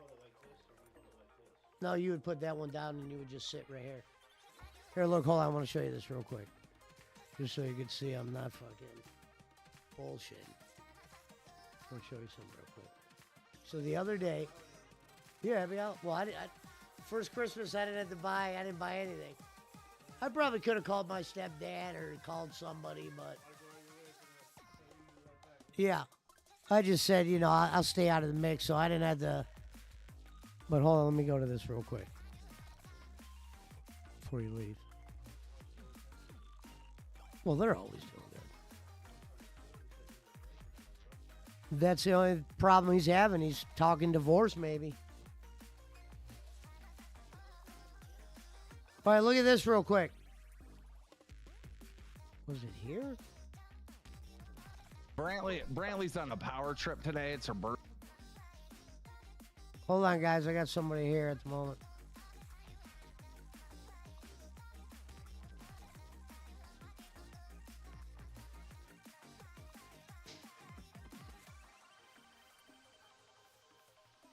Damn, I forgot what episode of Live I was on.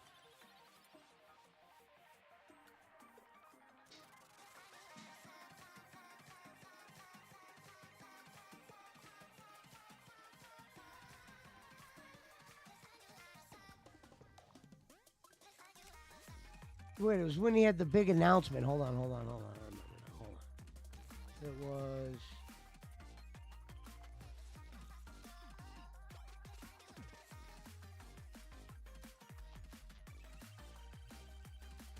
It was the time to send a message. Hold on.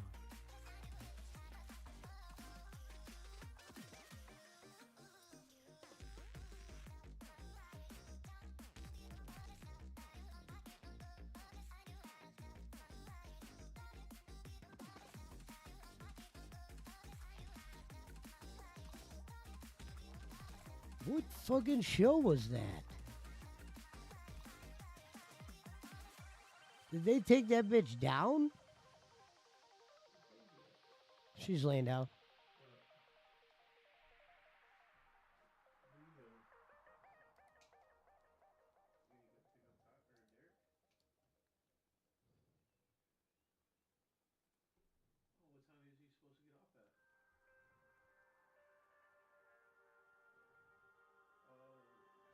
Oh, so it was after that.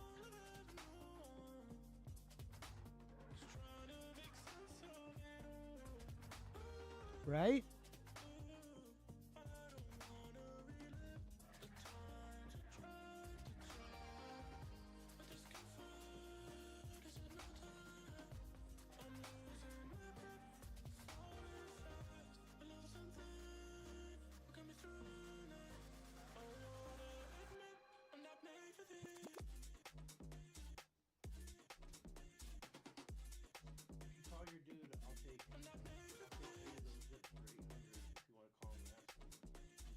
What shit?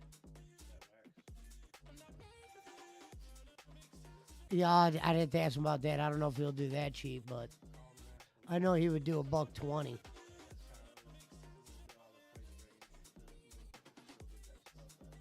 I wouldn't make any money though doing it like that. I'd rather keep that and make money on it. Yeah. I'd hit the ask. I don't even have permission to sell for no price like that. Why am I?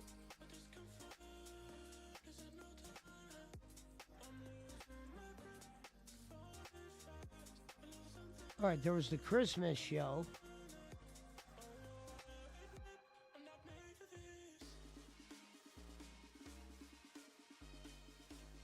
Did they fucking take it down? Something must have happened and they must have took it down or something.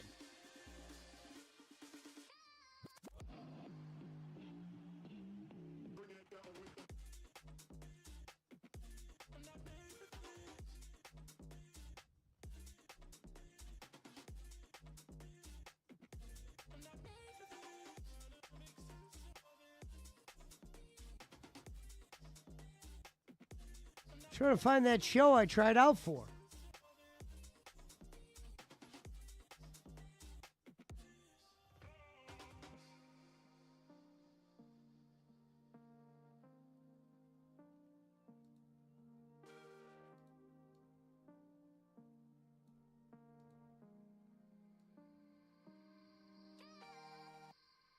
What show was that?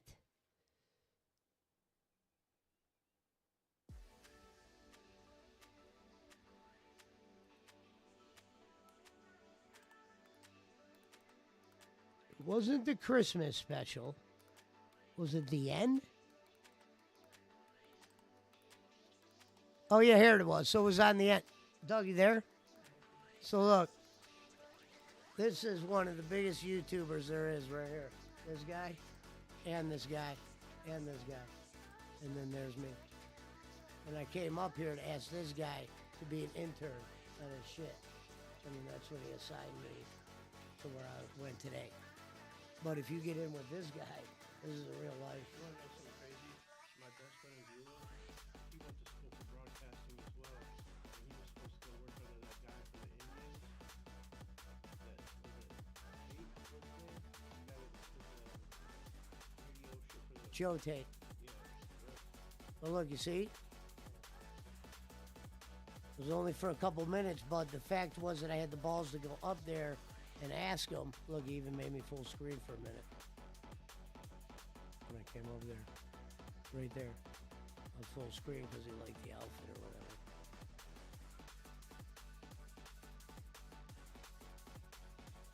Keep skipping.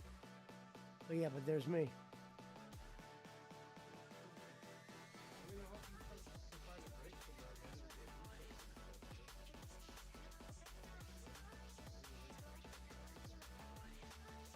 Yeah. What are you talking about, Gonzo? Lolcow Pit. What about it? The N216 Lolcow Pit. What happened?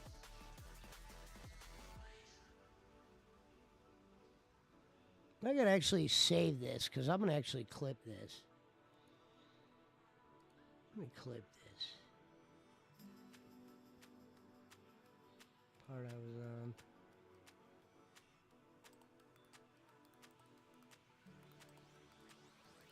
Yeah, but this was actually a big deal for me right here. Because this would be like, you know.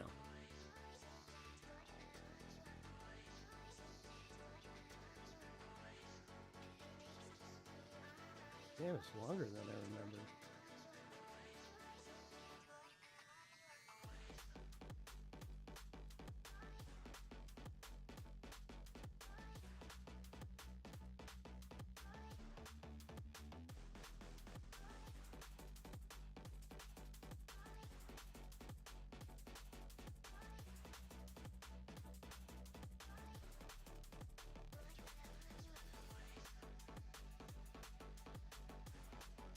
I'll sign us up for the tournament, BC.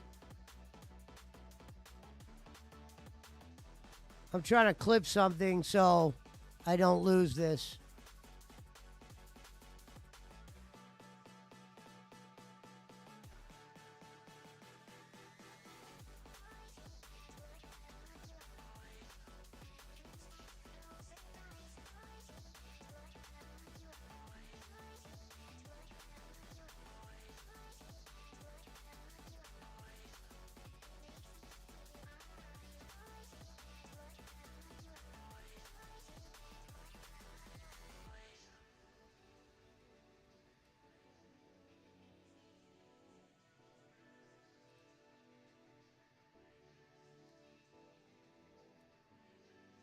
Whoops.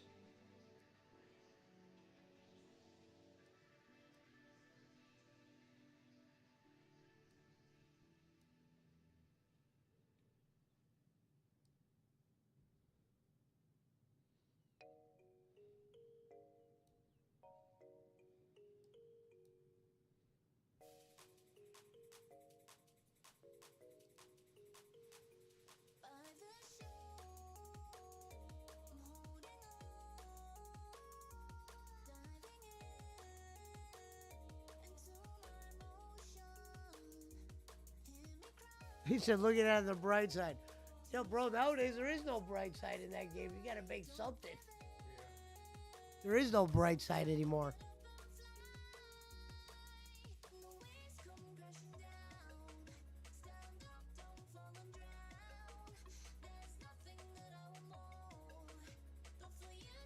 Was trying to guess what you were looking for. Oh, no. I was looking for when I went up on Lolcow Live and asked Keem for my job back. Or my roll back when my shit was stripped.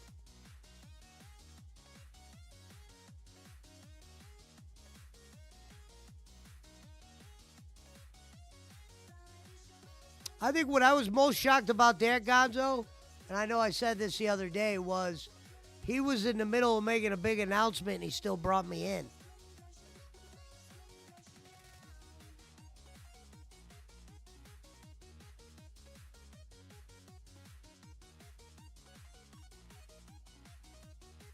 Our boy Cronin is live as well. Gonzo said that's what I guess. Yeah, I was looking at it was on the show called The End.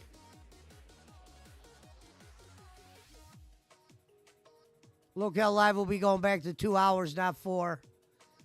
They're bringing back Lolcow Bus.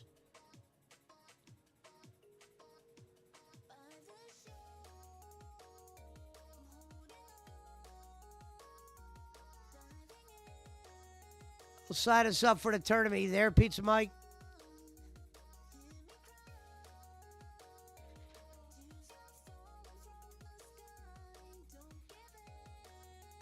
Yeah. Well, what I'm going to do tomorrow, Gonzo, when I'm on there, I'm going to ask her if I could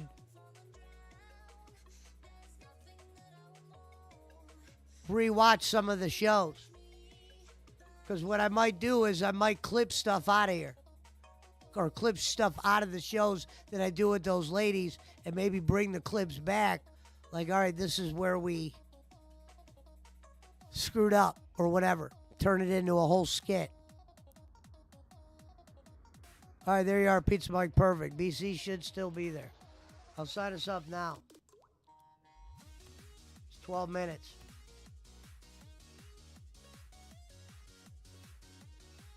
Yeah, here, I'll turn the sound on. What so are you you hear and it. I'll Dave play going to it do real for quick. your anniversary? 5th.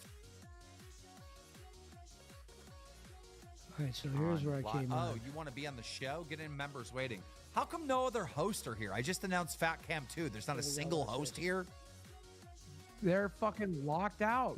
Let me bring in Pesci, because Pesci has to ask a question. Where's Billy the Fridge?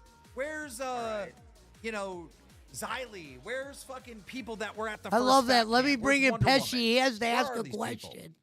All right, What? I have gaming channel. What the What up, hell? Keem? What's going on, Pesci?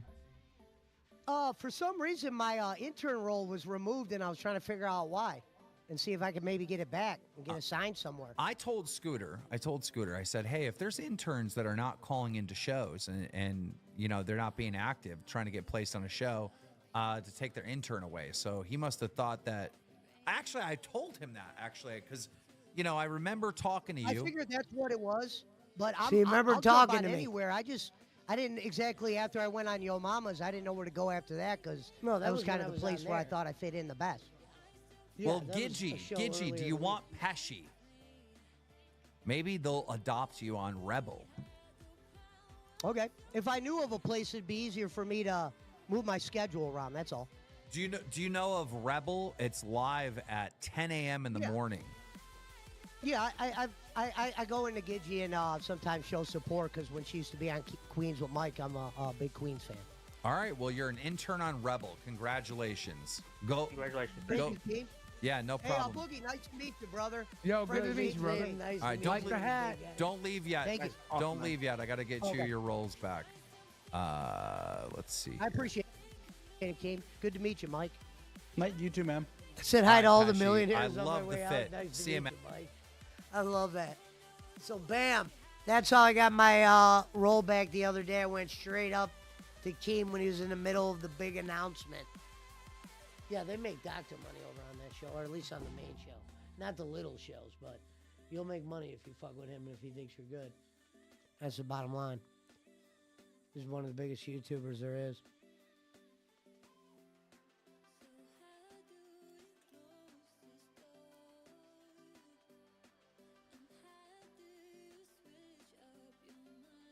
Hello, B. Thank you for coming, sweetheart. Merry Christmas. Thank you.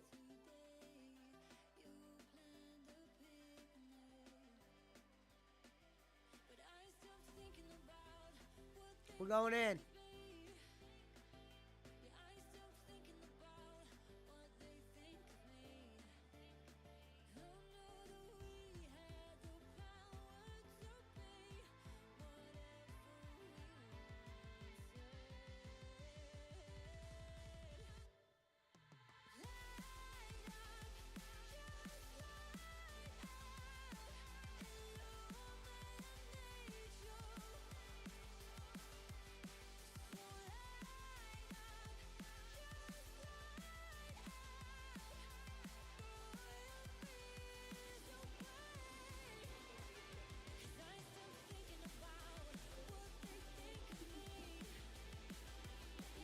What does that mean?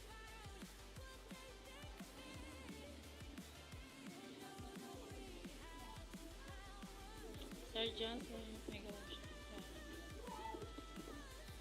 She's live. She just said hello to me. Thank you. Philippines. Yun, bumili ka dun yung atay-atay. Probably could have. I just don't have a way out there. That's too much money. We're not making that kind of money like that anymore. We're not making that kind of money. This was like 10 years ago, yeah, but I'd rather keep the money it costs to bring them back nowadays.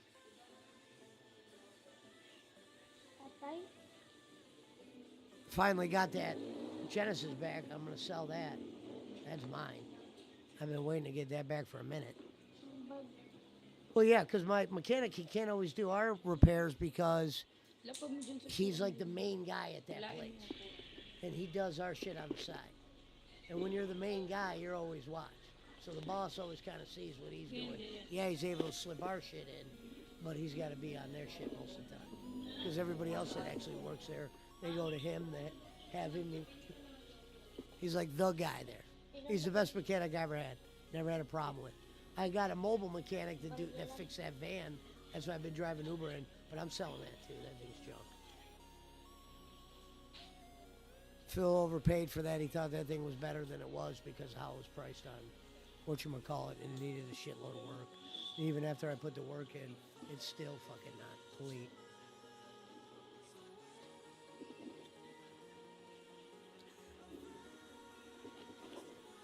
Servant says, Pesci, did you get my 20? Yes, I did. Thank you for the donation.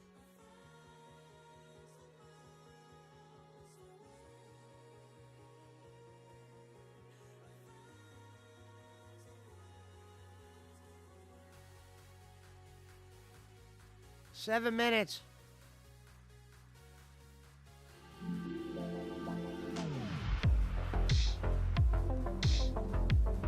Tell Eric Roman that Servav says what up and happy Hanukkah. I will do.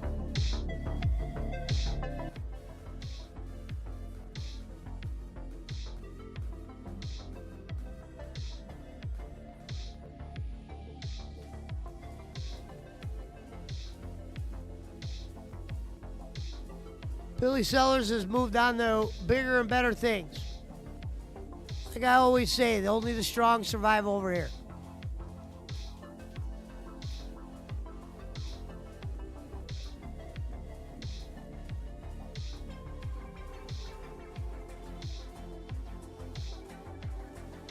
So Mike says 6 minutes to wipe it off. Yeah, you're damn right. Ho, ho, ho. Green Giant. Shit like that, shit like that, shit like that, shit like that, shit like that. You know what's funny? Is you probably don't even know what I've been smoking. You want me to show you what I've been smoking?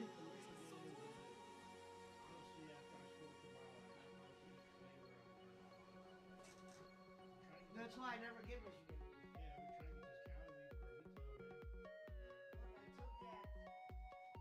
I still have some on the thing.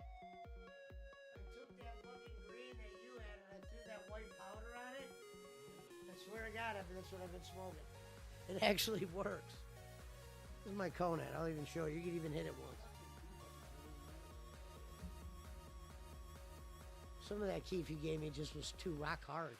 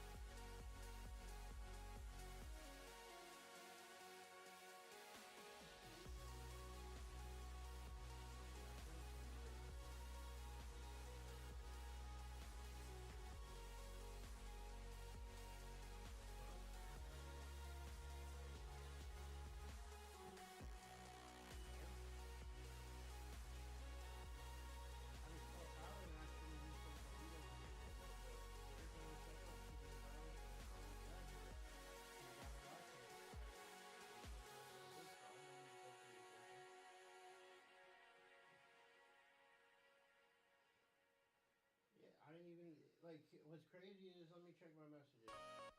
He didn't even message me to pick him up. You know what I'm saying? No,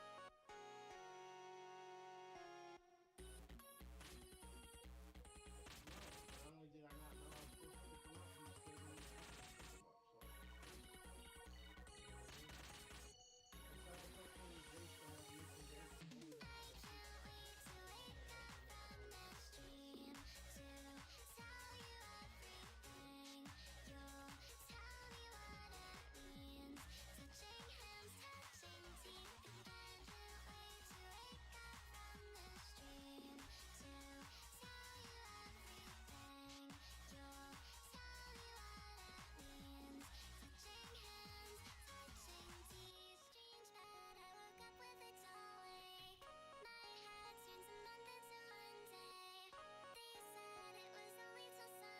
See their auditoriums, they're like what would be a really nice Yo, thing yo. in a normal place. Pesci. What's up? What up, what up, what up? Yeah, I didn't Just get home watching until Punch. late, Frank. That's why I didn't No, you're beat good. you You're back up good. for that. I figured that much. Like I I said, didn't be go out making live money. until Go. like 9. Oh. Yeah, like I said, you got opportunity to make money. Make the money. But so yeah, it's more like it's like a Bro, like that's a dope. You're convention, gonna be on like Team convention Stars center or show something. tomorrow. Yeah. That's dope. I already know. I won't even waste your time. It's supposed to be like 'Cause I some already good tried something shit. like that We'll in the see what's beginning. up with I go. threw out a hypothetical. I just know the cheapest would be 120, and that would just be me handing it to you. Whatever, dude. The AEW tomorrow. I can't imagine you're selling that many fucking tickets for. Well, it's almost like AEW's become like the house shows, like the local events. I mean, it's not an armor yet. It's not that bad, but they're getting there. I think they try like to still have it in like a like a slightly destination area. There's sometimes when they had like 900 people in there. That's what I mean. That's what I mean. Like I think like they're hoping like after Christmas, I would get like the arena they're gonna be at is gonna like fill up. For that whole month? But yeah. Well, the thing is, I don't think the interest is there. You know, yeah. Well, the funny thing is that Tony Khan is like, he comes out, because I have a friend of mine that went to it. They said he comes out like 3 or 4 times in his shows, like hyping the crowd up, going, "Hey, hell yeah! Yeah, we want to come back here." He comes out before the show starts. You think he's doing the fucking best fucking coke that he's ever had in his life? Yeah. He comes out screaming and shouting, and he does it at the end of the event. Yep. Well, you know what? That just tells you he knows he's got that much money invested in it. He's not only he's reaching. He's reaching for some kind of reaction, some kind of like. You ever see Steve Ballmer from Microsoft?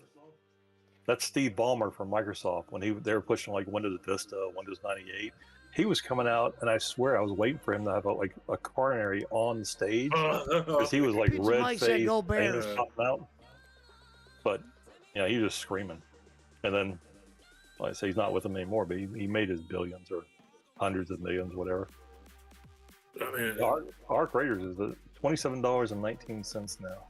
That's the best AEW show I went to recently, was a live show, but it was a very rarity, like the way they had like the seats set up and stuff. Yeah, well, it's all for like it was for camera, not for. Yeah. It wasn't for the venue because like the venue was like it was like an old school like. Yeah, because you don't. Well, I never said it was like a medium sized like concert. The guy went. So it was like the dude from Thing.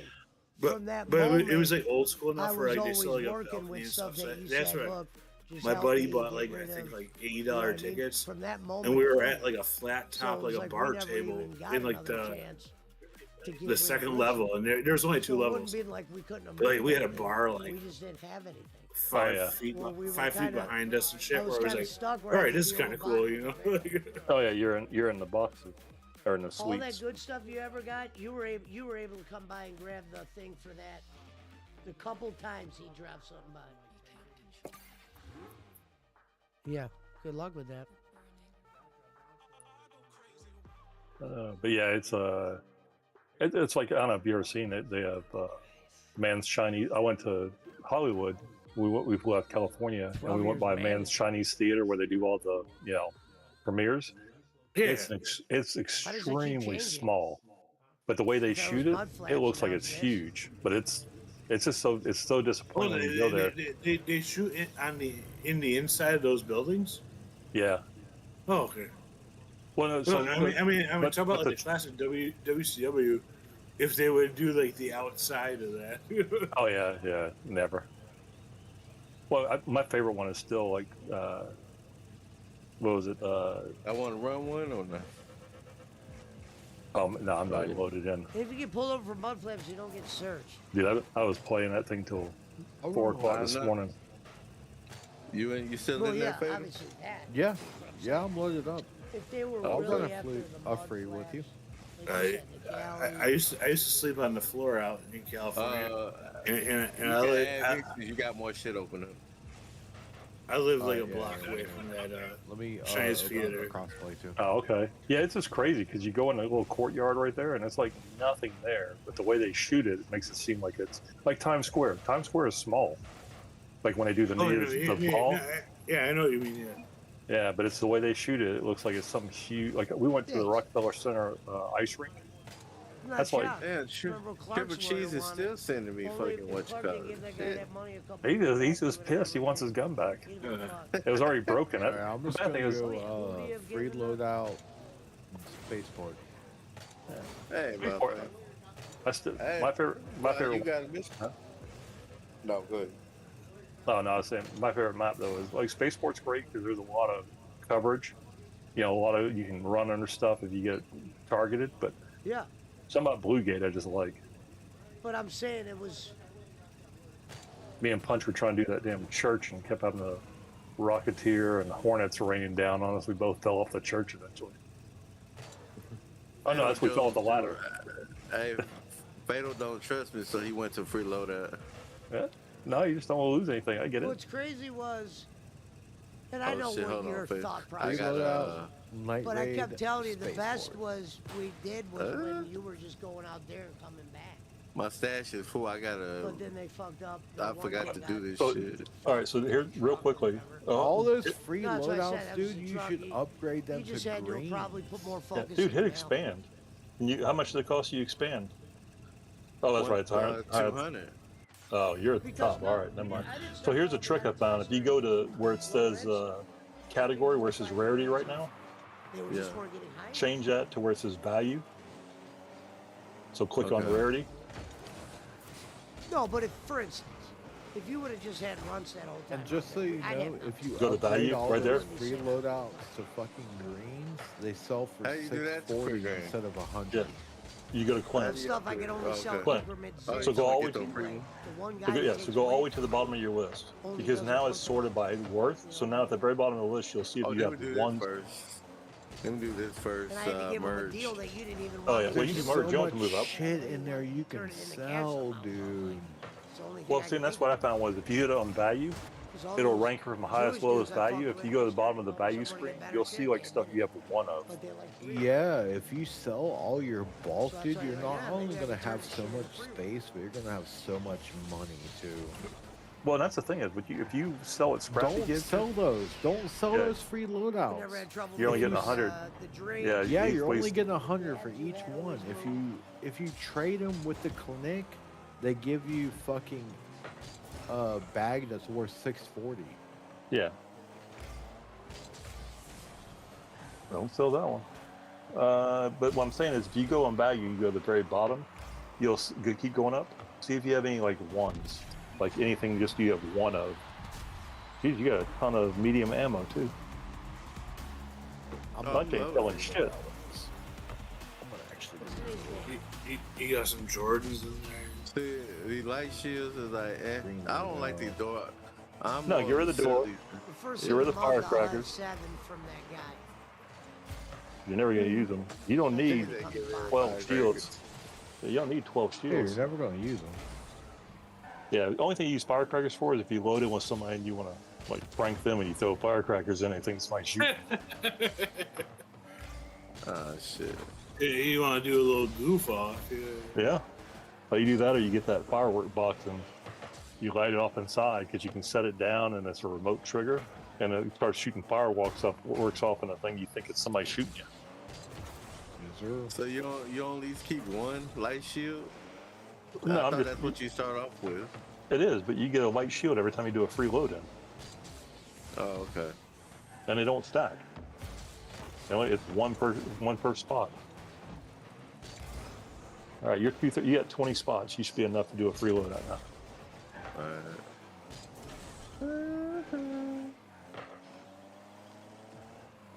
Yeah, every time you do a free loadout, you're gonna get a light shield. But yeah, but Fato's right though. Yeah, but Fato's right though. Instead of selling your free loadout, upgrade it to a looter MK1, and you'll get 6 times the money. Okay, so you upgrade, you go to Clint. What, you take them to Clint? Yeah, because there's one that says you exchange. You don't have to buy it. They'll exchange all your free loadouts and then go sell them. Yeah, so the way you always do it is, I always think about it is I do a free loadout. That gives me a gun, ammo, bandages, shield, and a weapon, and then a thing. So then you go to the next loadout. You get Clint to upgrade your backpack to a looter, so you get a safe pack or a safe pocket on it. And then you go back in because it's still a free loadout because you didn't pay for that gun. That way you get a free loadout with a safe pocket for if you find something good, blueprint or whatever. And I've that's free. I guess you could say that's the upgrade. Yeah. I mean, like I said, you get it for free, but the gun and everything else you got for free too because you make it out with a free loadout. Then you just update the backpack so you get that safe spot. The reason why I have them is I trade it. Just in case you get some good stuff. Ain't it funny? We're in winter right now, but I got the AC on. Well, no, it's winter everywhere else but Texas. I know, it's fucking crazy, bro. It's snowing over there with you at first? No, it was like 50 degrees today. Monday it's supposed to be back to 30. You remind me, it is nice today. Yeah, it's been just like fall weather. I mean, Christmas Day was warm, but not warm enough for me to turn the AC on. Yeah, I got the AC on 62 right now, bro. Yeah, but and you're in I Texas. got that fan. Well, I'm just saying, and I got a fan on just so it could circulate more. When I stayed in Texas, my brother always kept that shit like as low as it could go. They try to tell us in the summertime to conserve energy. Yeah, go man, suck my dick. No, you ain't gonna get no bugs if you keep that shit that cold, you know. Yeah, but conserve energy, but then make you buy an electric car to burn energy to power it. All right. And what are you powering? Oh, okay, go ahead. People I know that would still take You're fucking powering that damn electric vehicle with what? Diesel engine fuel that they're trying to get rid of. That don't make no fucking sense. Okay, I'm on. And I mean, and just the whole components of. We're going to the second round. Rechargeable batteries. This whole fucking jaded. All right. I forgot to pack some fentanyl. Shit. Well, I don't want to be hurt by that shit, dude. I don't want no fentanyl. man, you got you, man. That's why I'm up right now. Plow's on it. I don't want no fentanyl for Christmas. We're gonna try to, as long as Pat doesn't flake out, because I need him there. Shit, I got my fentanyl over there at that damn 7-Eleven. Just because he does it so fluid. So my plow's on there. It's been no snow. I said, hey, I'll drive out. Because I want to be. Damn, man, you're fucking Mark way the fuck down there, boy. Yeah. You make a few thousand right there. Shit, did they put us in the middle of nowhere? And if I don't start doing shit, Yeah, like they Stu did. said he had all these jobs. All of a sudden, I only did 2. Oh, me. So I'm ready to sell that thing if I have to. I can't. It's still worth 20,000. So. You know what? I didn't have no problem with the night raid. Like, when nobody killed me, it was mainly the fucking One thing is realizing, you know, the wasp and the hornets that was killing me. Guy that could work on them things. It's real engine right there. The one repair I did was $3,000. Well, we can avoid them. Yeah, that oil pan. Well, you know, JP, honestly, bro, the AEW pay-per-views to me are a lot better than WWE pay-per-views for some reason. I don't know why. I can't explain it. I feel like I enjoy more. Well, they're better structured. I'll give them that. Because you're paying for something now? Oh, shit. Someone shooting me. Fuck, I'm coming. You could order things, cones. Watch out. There they come. 2-liter, and they deliver it out. You're on top. Wait, mark them. Oh, here. Created by weed stoners in New York because they wanted. There's 2 of them. Watch out. Come up with a service that delivers roller cables at night. Now, obviously, they added more items. Damn. But those guys were. I didn't have shit anyway, ho. So you can search my body. I went back to the lobby. I'm gonna start now. I'm gonna add homeboy. I'm gonna keep it. Ooh, JP's playing. Hell yeah. About time. Hey. The boys weren't playing at all. You put us to the hot shit.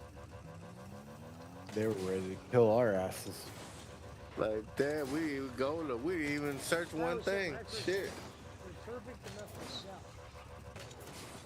Some real stoner gonna smoke those forever.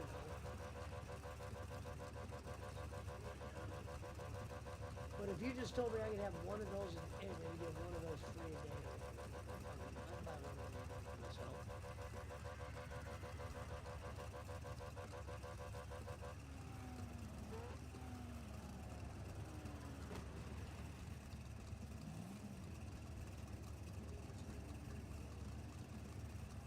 What, that The kid? Dirty Third.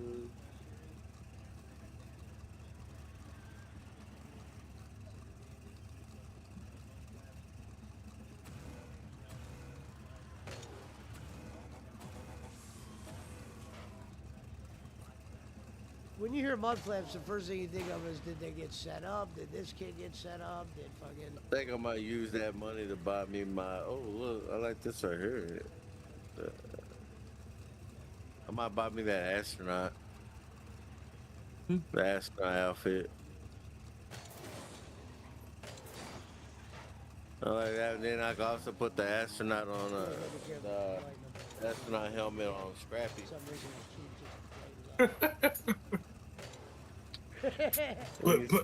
Put that astronaut helmet on that bitch. On that cock. Hey, that motherfucker. I said, I'm just looking for, cause you gotta update that Scrappy, that rooster. I said, hey man, I'm just updating mine. I'm just trying to update my motherfucker. Will we? The item I want is spaceport. But we never did those. The one time in Clark. Night raid again? You ain't learned your lesson last time? Ah, shit.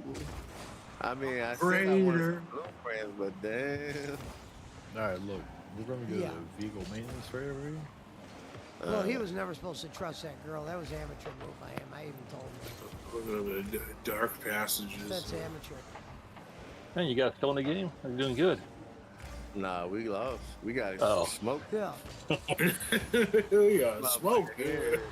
So here's a question. Well, eventually I got it. So here's a question. I don't know the answer to it. So I know, like, if you're singles or on different servers than duos than trios. But if you go into a solo round, like if Punch went into a game as a solo, I go into a game as a solo. If we go to the same point, do we see each other? Yes. Yeah. So if you're on the same server, like if you can match up your times or whatever, you're on the same exact map. So is it like all of North America's on? It just doesn't seem like but all then of he North started America kind of would be on falling the off same because server. even Right. Well, she's kind of it's falling not off. that. It seems it's absurd. not that. North America is all on the same map, but He there's was a coming up, chance and then they kind of like that spent you it. all get on the same server. Yeah, because the reason I ask is because I had an issue today or yesterday, and I'm in solos, and these two guys are working together. So I was curious whether or not they spawned in together somehow. But I was trying to figure out whether or not you would see each other on the map. Because you know she put in. But they could have. Yeah, they could have said 3, 2, 1, go. Yeah. But she was ready for him to go. Because that would, how rough that would be. That's So a forever move. you go into a solo with 2 or 3 He had teammates. F1s. I was even shocked. You could mess some stuff up. Because there's people online that are doing them that are it's legal.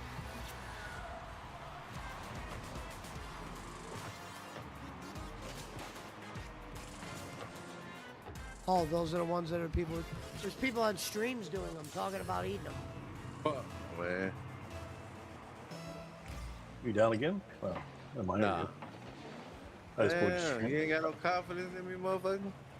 Hey, you're the one that said you got murked. Oh, wait. This is night raid, though. That was the last one. When I left, you were just going into a night raid together. And I said, this motherfucker right here? Oh, shit. Hey, you went in a raid, you're wearing your little fucking spinner hat. They're not bad. I'm just following Fatal. Good. Oh, so you blaming him. So you blaming him.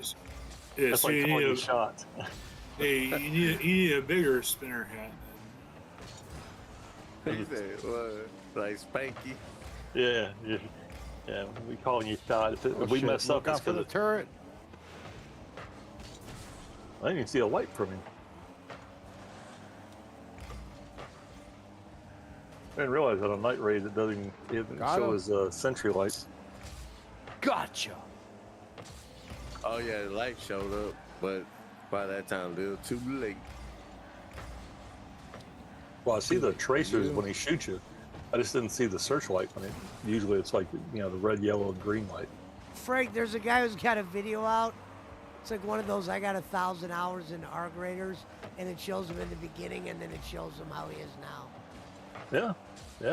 Like I said, it's one of those you learn all the stuff you didn't. Well, it's just like you in this game. If I go in this game right now, I'm not gonna play as well as any of you guys.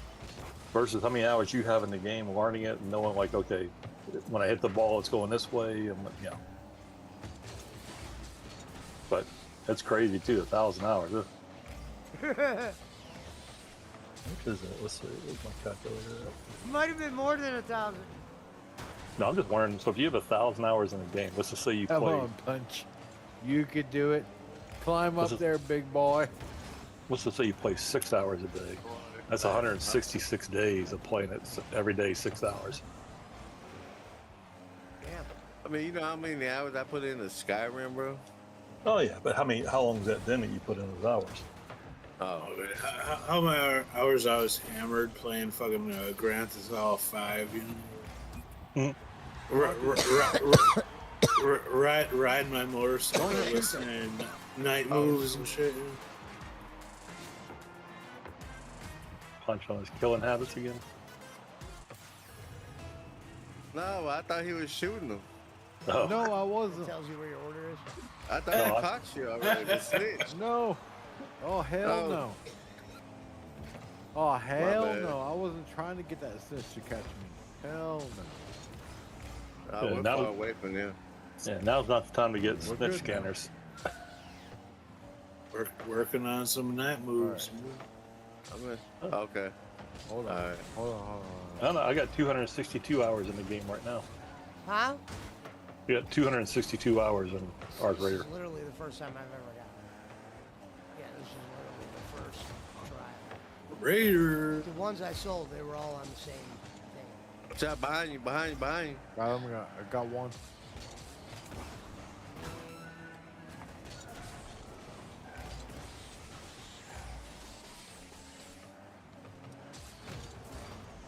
They're easy to. Oh, yeah. That sounds like famous last words about to come out of Punch's mouth. Oh, got no ammo. They're easy. Hey, they were. I'm talking about to get out the way. What the fuck is that? Oh, this motherfucker. Bitch. If you had a fucking. You haven't fucked with my homeboy again, goddamn. Yeah, I'm over here like one shot. I ain't got no ammo. Yeah, those things Hey, in there. young. I can't take. I don't. I'm glad we Those went aren't in the there ones with that no I would ever. loadout. I can't feel those ones. That's why I don't take You them. know what? For a night raid, we ain't got. I ain't searched one fucking thing yet. That literally pays my one thing. cell phone bill getting those. We haven't made it to the Cell phone building. bill and the internet. Not one. I Raider, know. not one building. Hey, now he's just following you. Right? Arf. And I'm Raider. like If I'm gonna I'm take one them, they gotta shot, be no 30s, ammo. 10s. I would have to take too many. Well, that sounds like- I'm familiar surround, you know, that's familiar grounds, you know. I didn't have no weapon that last He time. loves them like a brother. Somehow you came out better with no weapon. He has them. I should just drop all my shit in each round. Say, fuck it. That's great. You play better under pressure. I get it. You know how it is, man. Like, I ain't got no shield no more. The fucking goddamn. Here, look. Give me one bullet. Give me one shot. Oh no, not with this kettle. I need about 30. Here, over here. Get that back in Viet fucking man. But, yeah. PTSD, but never been there. I'll be in touch. When that guy comes to pick up their green, I'll let you know. I still have it too. If you ever have a play, it's here. Like, look, I told the guy, that guy gives me stuff. Look at those two. I can't believe I got 264 hours, or 262 hours in this game. I told the guy get over it. Oh, man, shit. I mean, like I said, it's not one of those games that, like I was saying yesterday, man. Like I feel like I can play this shit. Like he goes, did you open it? Like we playing it all day. Fucking what? Oh, I know. Christmas Day. Yeah, well, I played till 4 a.m. yesterday. But I know he'll come into town. I think we got off. We got off. I said, this go dude play fucking one more game just to do a quest. charge me for Next thing I know, I look at the clock and I'm like, holy shit. I'm like, oh, that's your people. Because it's deceptive. Because it's deceptive because you think it's only a 20-minute game, half-hour game. Like they stack. And then when you get a good loot and then you lose it, you're like, oh fuck that shit. So you try to go in there and try to get it again, or you know what I'm saying, like get something. Yeah, you're pissed off. Yeah, you gotta get that revenge. Just like when somebody shoots you, like you said, you know how bad I wanted to shoot those guys. For real. I get and it. Now you saw it. Like you said, odds are even, and then he said the wrong one, said wrong answer. Oh shit. You basically do those free loadouts until you feel like you got enough shit. Well, you do free loadouts for a couple things. One, because you're never going to get a good gun, but you do free loadouts because you're not putting anything at camp. Yeah, you got one coming. You're not putting anything at risk. So if you lose, you didn't lose like all your upgraded weapons. But you know, like I said, and then when you go in, it depends on what you want to do. But yeah, that's the easy way to learn. Because you're not, you know, while you're upgrading Scrappy, while you're upgrading your benches.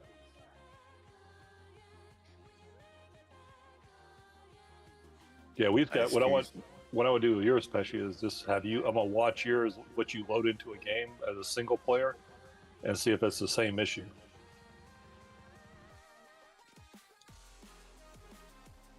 What's funny is the guy that was just sitting next to me was the guy that went to Cali when he was kicking ass with green, and then when they made it legal, he literally lost his millions. Yeah, He was just sitting next to me right now. He's like, I'm back down to $500,000. Trying to do that shit, I used to have Yeah. up to $5 million at one point. Well, that's I like, need to find a left. I'm at a one shot. Trump moved it down to Schedule 2. That way they don't pay as much taxes on it. It's going to make it even rougher for independent businessmen. These people still love going to those stores. No, I know, but when Trump moved it down to Schedule 2, it's going to reduce a lot of taxes on those guys. Fall damage. Not necessarily. 'Cause a lot of it will still be for the recreational or the. Oh no, I get it because it's still illegal federally. Yeah. I mean, but it's so No. Like for people using it towards like actual resource or research, yeah, Trump did like the right thing. You know, it's like for people that use it for like cancer research and stuff. Right, PTSD and that kind of stuff. Yeah. I wish they do psilocybin, like they do more research. Oh, on no, that. True. That showed. I mean, I've seen people with PTSD where that's changed their life. Oh God. Damn. Oh, Punch is back up. Never mind. And what an easy thing to microdose, right? It's all like microdosing. Yeah. Unless you go to South America, then you can take the real dose of ayahuasca. No. That's the only one I'd want to do because they always talk about like what they. Everybody has the same experience with it. I mean, I understand there's like benefits to it, but the whole idea of like shitting yourself and stuff. Yeah, no, that's why they do it with a T. That's why I never did a drug like that. I never saw the benefit. Ayahuasca. Yeah. Shit, I have no ammo. It's all right. We got it. If you need to find Punch, he's at the door.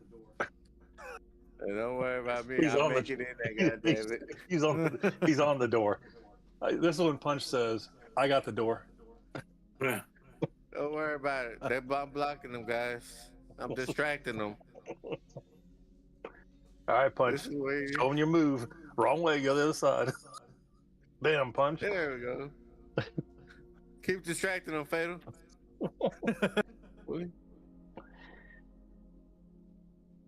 Damn. Told you. Hey, that's our first successful raid. No, that's your first success. That's your first successful extract. Not bad, baby steps, man. Baby steps, goddamn. Ain't that bad. Yeah, I got an ice cream scoop out of that. I like Punch. At least he's always positive. Yeah. Not sure what he's talking about, but he's always positive. It makes sense, kind of. Punch is like Fatal. Have you used the flute in the game? Which one? The flute. What the hell are you doing? Or the recorder. Yeah. Man, I was in a game and I was trying to figure out what the hell is going on. This guy comes running by me playing that damn recorder because it tracks the arc. That'd be badass if you were playing the flute and the fucking fireball was just right behind him, just in unison. Yeah, and that's he's what just skipping around. That's exactly what it says. I got 2 of them in my inventory. I'll give you one, Punch. We'll see how it works. But yeah, you'll hear him. You'll hear him play. He plays a tune, and he's running around and attracting the arc. See how long you survive. That's what they should do with it. They should say, you have to play the recorder for 2 minutes of the game and survive. But you'll just hear it. You just hear somebody like running around. Country boy, oh look, I can buy a heavy shield now. Yeah, but you have to use a level 2 combat or a level 2. You have to use one of the level 2s to use a heavy shield. You can't use a looter. Looter only lets you do a light shield. I think the 3 lets you do a light and medium, but tactical lets you use a light and medium. Tactical and combat. I don't know though. Here's the problem. I mean, be honest with you, I've ran all 3 shields, and I can't tell the difference between any of the 3 of them. When I get hit by a wasp or a hornet, I still seem to lose my shield every time. Because they talked about that. They said it's not like shielding you from damage. It like just takes the first hit. I mean, it's weird. They said they were talking about it, but it's like the shields are so easy to break.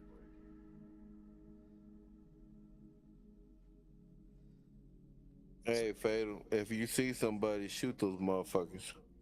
All right. I'm saying. Bet.